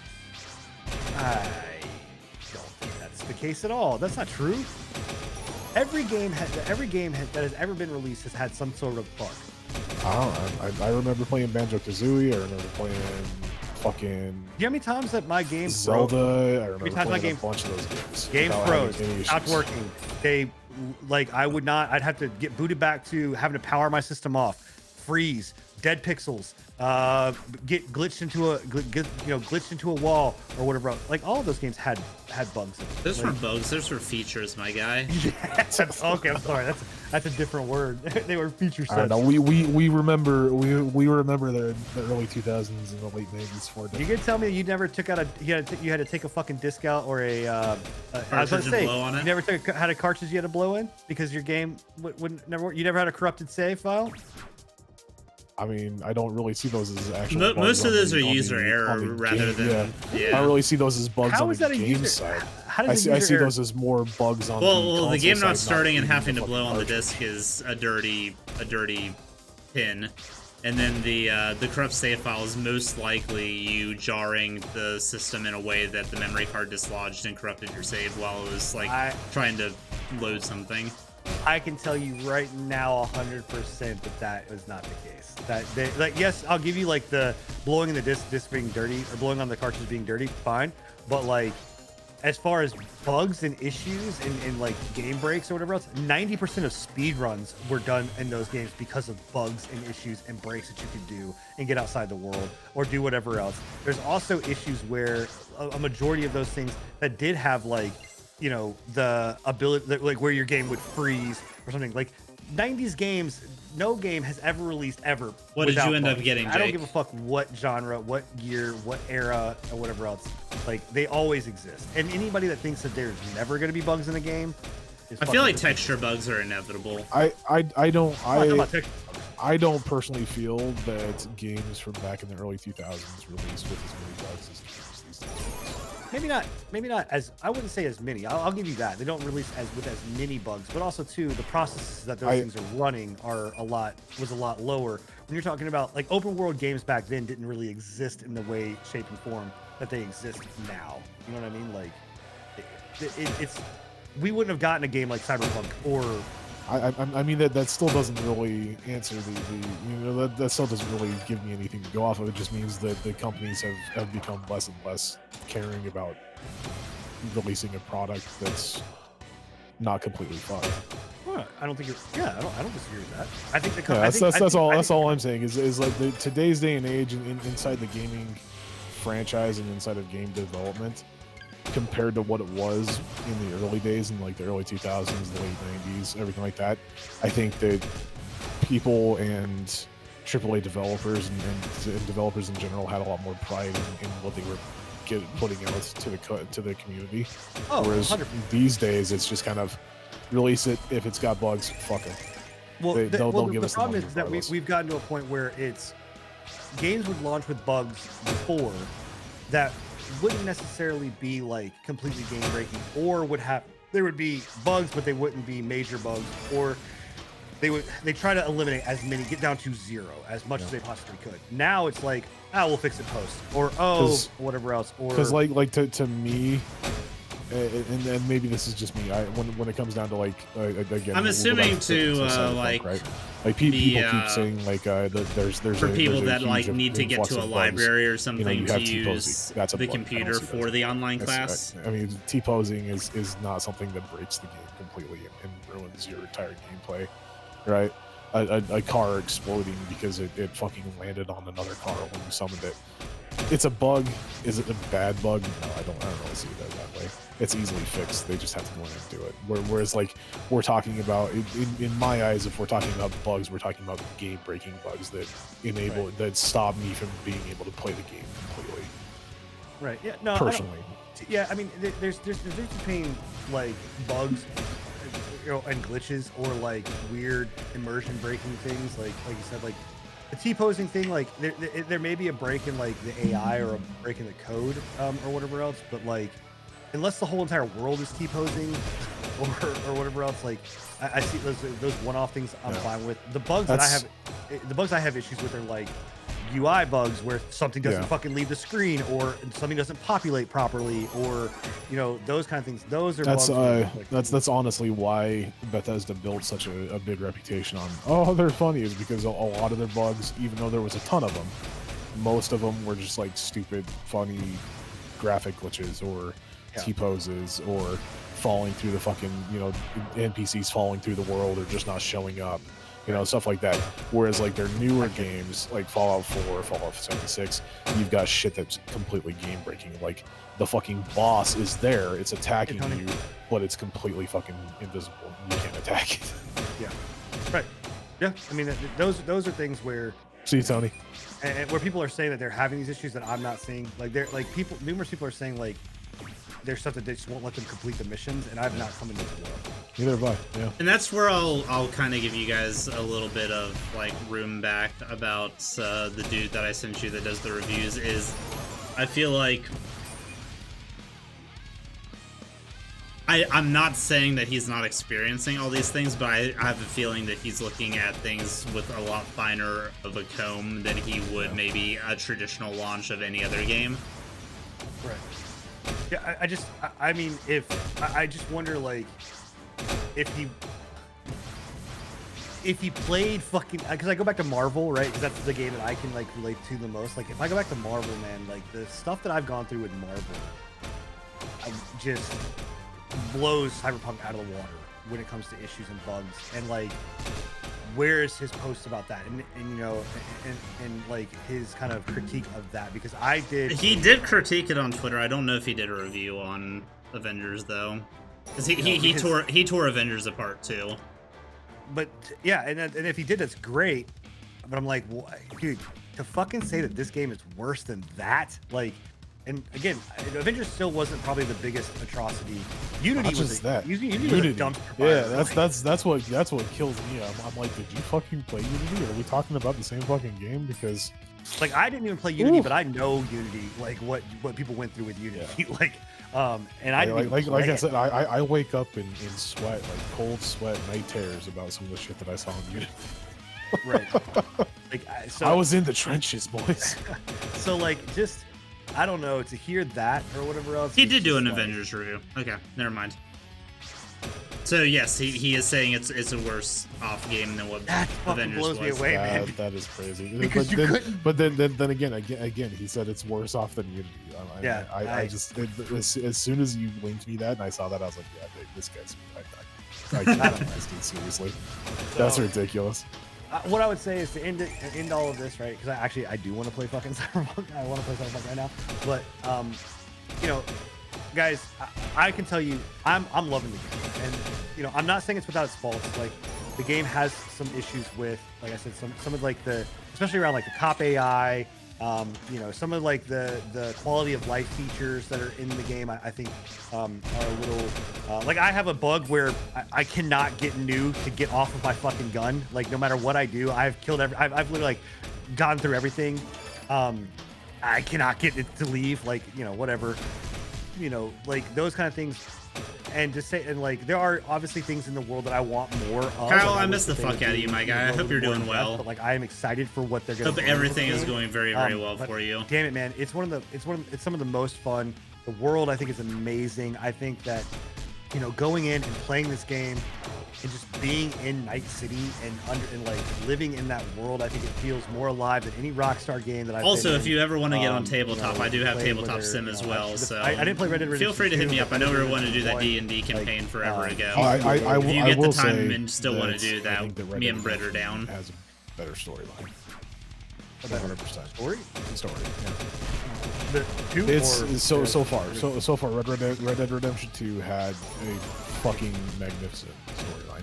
I will say though that Cyberpunk, I got attached to the characters a lot more than I got attached to. That is amazing. That's other fucking than Arthur dope. Morgan, the side characters in Red Dead Redemption 2, I couldn't give a fuck less about them. But the side characters in Cyberpunk, I have gotten attached to pretty much everyone. Like hardcore. And what up? The storytelling in Cyberpunk, in like from the main storylines, I'll say that I don't want to say every single one of them is great, but I think that we went through that storyline with Sky, or like that story that like part with Sky where you go Sounds in, good, dude. and I'm not gonna ruin Yeah. it, but you go to a certain part. That It's shit's- that shit's deep as fuck, bro. it's a fucking like literally you're getting free therapy. It's Like, it's it is- ridiculous. It's a very very deep thing. And you go in there and you're like, man, I'm about to get laid, boys. And Yeah. no, you get your soul raked over with the fine tooth comb, and they like makes you question life in general. And so like them when they lean into those stories and those story beats and those lines, you are very just like connected and like. But I ingrained. still will say that this is the first game to make me attach myself to a character so vividly within like the first 20 minutes of the game. That's one thing you can't bug, man. You can't bug good writing, and CDPR will always be like king of video game narrative. I don't think it's a spoiler, but the first guy that you ever meet, yeah, 100%. Like I cannot. He will always be one of the first characters that I'm like, dude. Like you and me, we're chumbas, man. We're fucking straight familia, familiosa. Yeah, I don't know. But I'm enjoying the game. I think play it. I think if you like open world games, if you like, I think the shooting in the game is not terrible. It's passable. It was never intended to be a first person shooter. I'm not sitting here comparing it to like Call of Duty or whatever else. I think it's like, and I'm a first person shooter. It's better than Fallout shooting. Yeah. Yes. I enjoy the shooting. Like Their melee is good too. Like surprisingly, I didn't think that their melee was gonna be That's just amazing. because you're beating people with a dildo bat. Oh no, dude! Like I mean, yes, there is that. But, that's even a thing. Oh, yeah, there is that, but like their katanas and like the dismemberment and shit, like you can straight up like, well, my character, because she's a stealth character, and she's got a mod that makes it so that it slows down time whenever she gets spotted. Like if I have my katana out, I can like walk in there. It slows down time. I'm still moving at the same pace. I'm slicing bitches' heads off. I'm assuming you're playing on I got PC. like 30 seconds of that before, and then as soon as that happens, time fucking pops back up. They all fall. Their heads are all over the place. See, for me, what's cool is like you're getting like that Kill Bill style game feel. For me, every single time I play it, I'm like, I'm motherfucking John Goddamn Wick, bro. I'm Sleep well, bun. running Sleep just, well. Like, sliding, gunning, fucking blowing people up, like just. I don't, and that is the thing Good night, about this.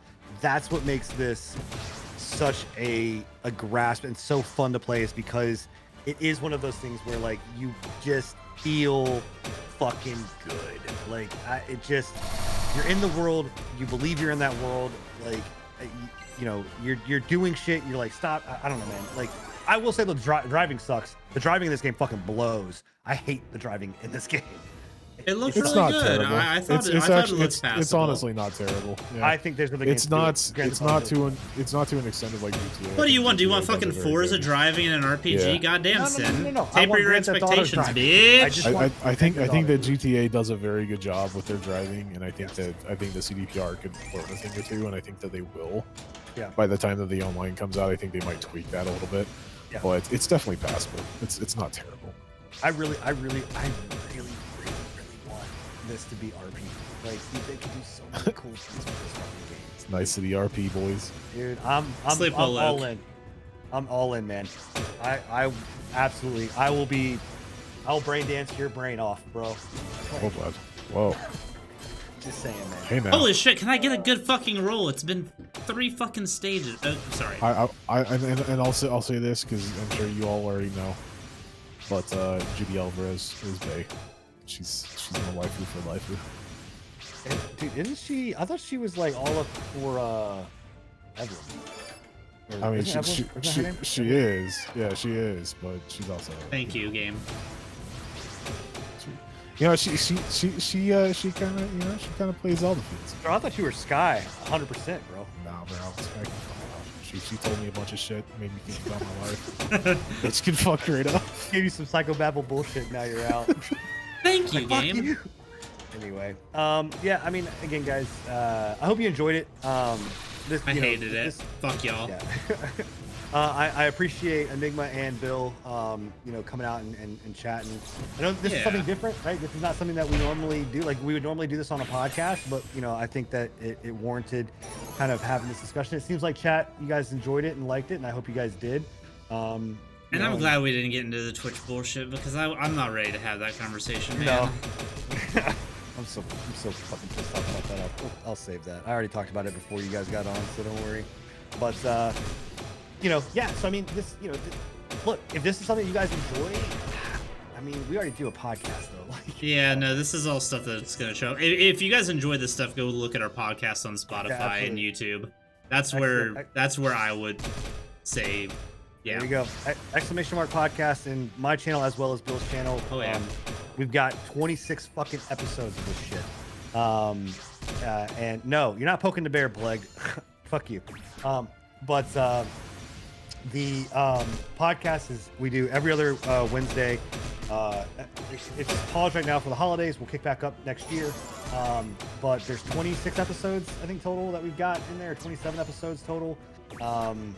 In there, a year's worth of or weeks wise worth of stuff. I mean, it's ridiculous. And what they're almost 2.5 hours long each. So Some of them. Some of them longer. Some of them are three. Some of them are three, three. 4. The last episode we did was our game of the year, or just our awards episodes. So you got a lot of content, guys. There's a lot of stuff there to listen to. So if you enjoyed this kind of conversation, definitely check out the podcast on Spotify and or Discord, YouTube. But yeah, Bill, I appreciate you hanging out. Again, you guys can check Bill's channel. If I can get, actually, I'll do a shout out.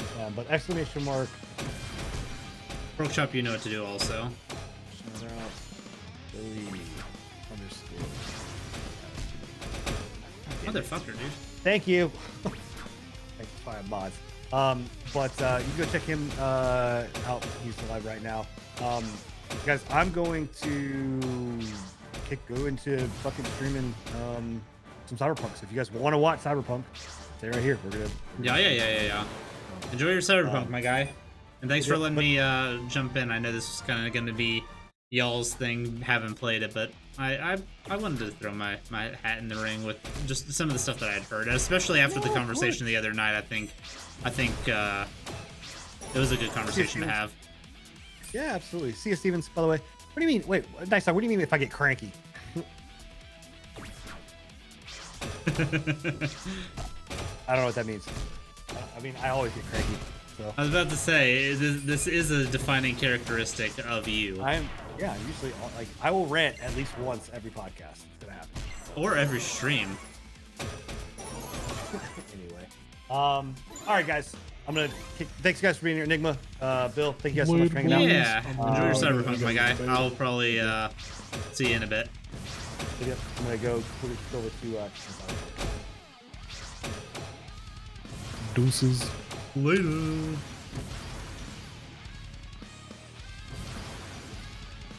So yeah, that was fun, and it was nice. I felt like it was a nice background conversation to have while doing some of the less. I'm not gonna say less interesting, but less engaging aspects of the game. Sleep well, Left. Much love, my guy. What we're doing right now is just grinding in-game gear. You get the best health items and the best damage items through the pinball and through the arena and stuff. We've done the arena the past like 3 or 4 streams. We finished it up today. I want to get some of the this shit.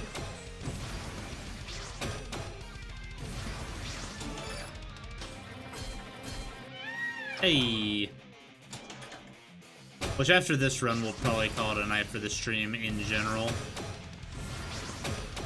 But who knows how long that's going to be, because they have been stingy as fuck with giving me good rolls.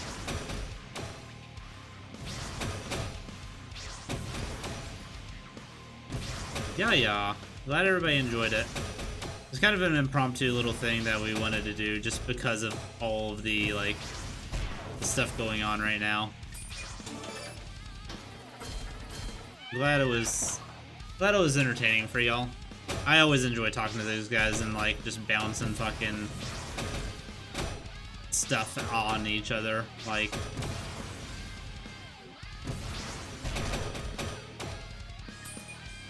I feel like we balance each other out well and keep everybody's thoughts and opinions tapered pretty decently.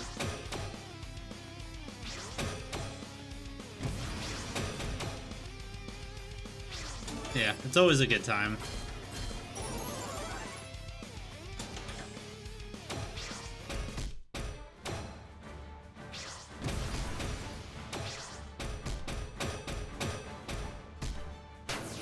Got him! Alright, we gotta get to 80. So 80 is for the best damage item, 90 is for the best health item. Both of those are what we're going for right now.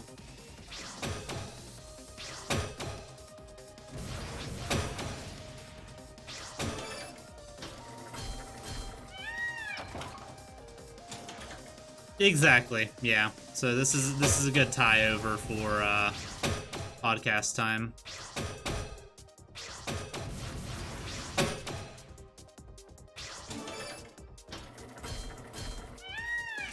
There you go. That sounds about right.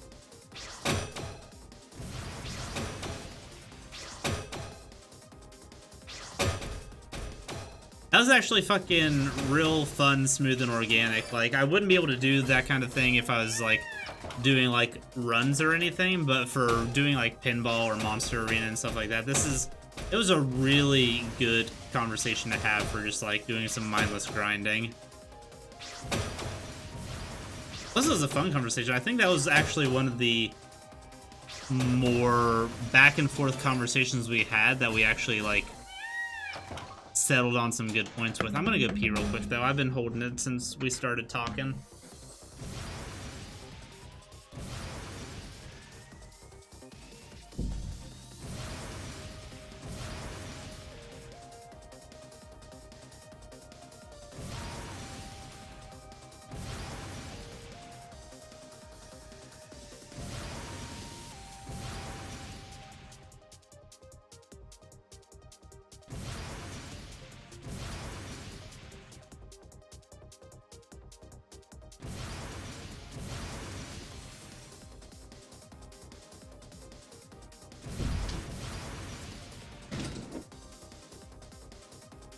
Yeah. But yeah, glad you all enjoyed it. Glad it was something, what the fuck? I didn't mean to do that. That's something we could do. Makes me miss the podcast, honestly.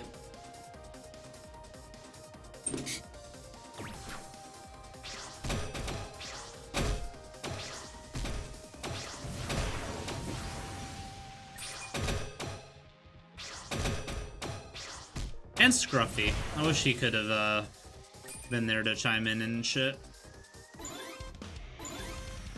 I know he probably didn't have a lot to add to any of it though, so MBD.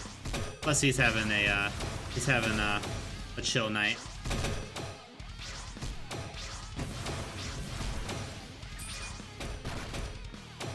But if you've missed a podcast, hell yeah. Good looking out, Pork Chop.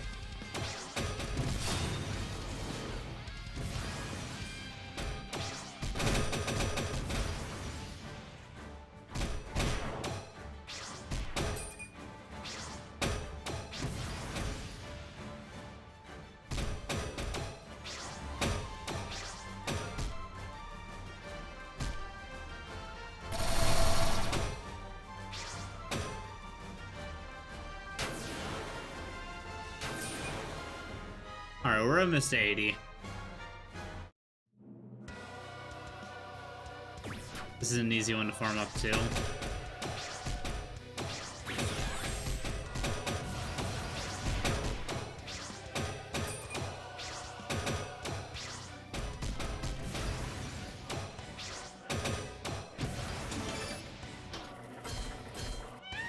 But I like to see.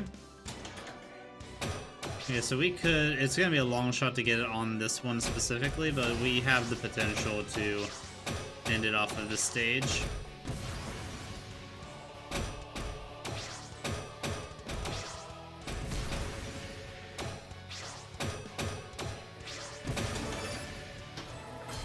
Not now.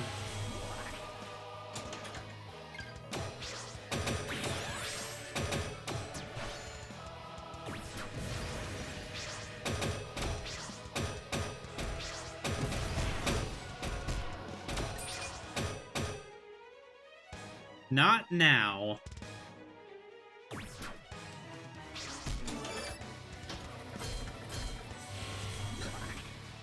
Maybe not next one either.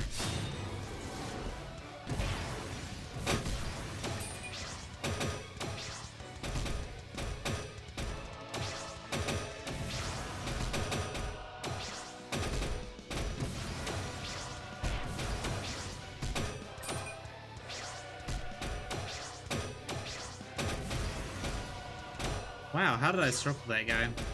How did I do it twice?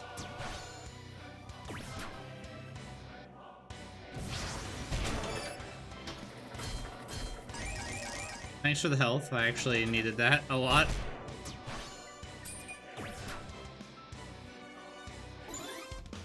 Man, that chest total is nice.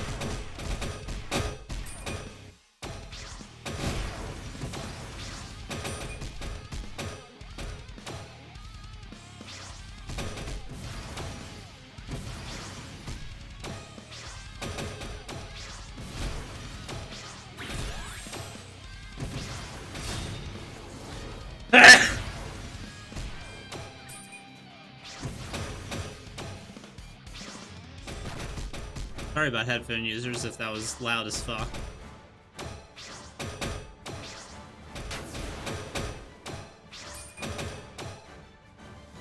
Thank you.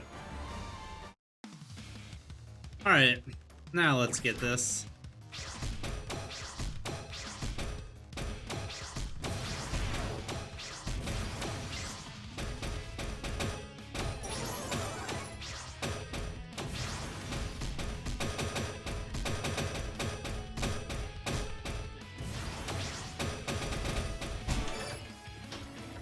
Oh shit! Fucking fries! Very nice. Dank basket of fries? I eat these fries so good.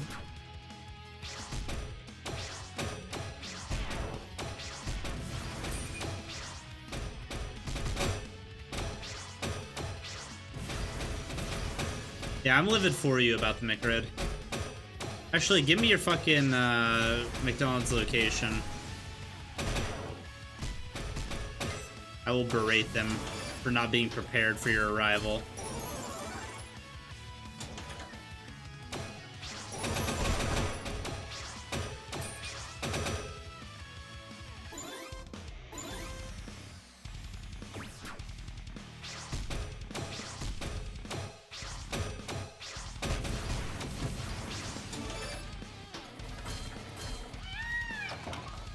Come on, man.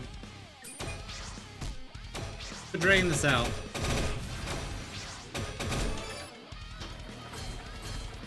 Thank you. Okay, so we just need one more 5 roll.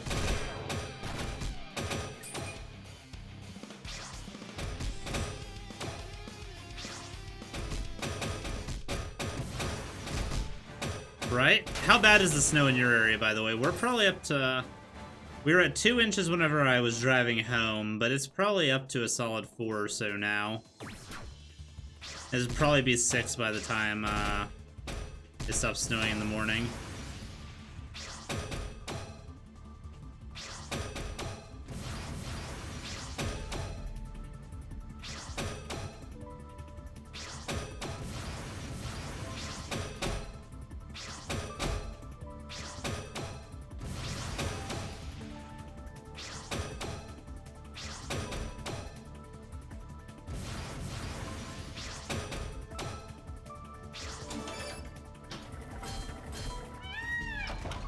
Okay.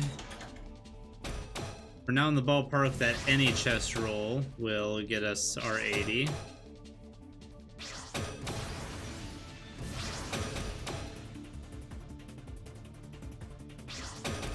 Supposed to get a foot. Damn. Were the roads too bad? Or did they have your roads pretty well under control? We got a lot of stuff we need to run and do tomorrow, so hopefully our roads will be under control tomorrow.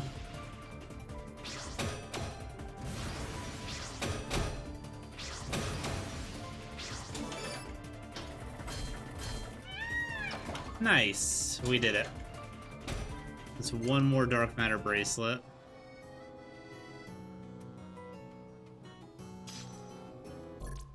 Alright, and I want to check something. Your Magitech shield. That's 2,500.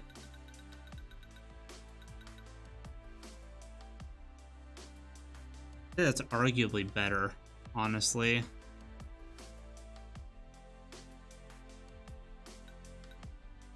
Plus with the Royal Arms, I don't think I need 4 onion bands. I think I only need to farm 2 more of them. And then we just need 1 more dark matter bracelet. So we're actually getting there on getting our accessories like up to snuff.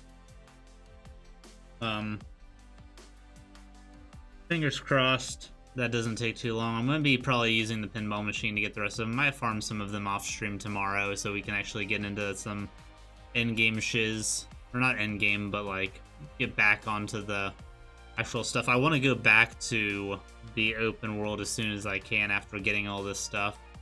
Maybe do some AP farming, but I mainly just want to like go and do the things I couldn't do before because I didn't have the accessories proper for it. We should be significantly stronger with all of this shit plugged in, so really excited about that. Yeah, everybody, I think at this point I am going to call it for the night. Thank you a lot for coming out and chilling. Hopefully you all enjoyed the conversations. I'm not gonna say I'm gonna start the stream early tomorrow, but if things go according to plan, I might start the stream more early tomorrow. But yeah, have a wonderful night, everybody. Be very, very safe out there if you are in the snowy regions of the world. Anybody that wants to play Smite or Ranked Siege tomorrow, also hit me up. Once we get our stuff done early, we're changing brakes in both of our cars and going and getting Majora's Medicine. Don't think we need to run and do anything else. So after we get that done, yeah, I will hit you guys up. Much love, take care, be safe, and have fun. I'm going to send you guys over to Sinan. He's obviously playing CyberPunk, so go have some fun with Sinan if you feel up to that. We had that good conversation today. Yeah, so much love, everybody. I'll talk to y'all later.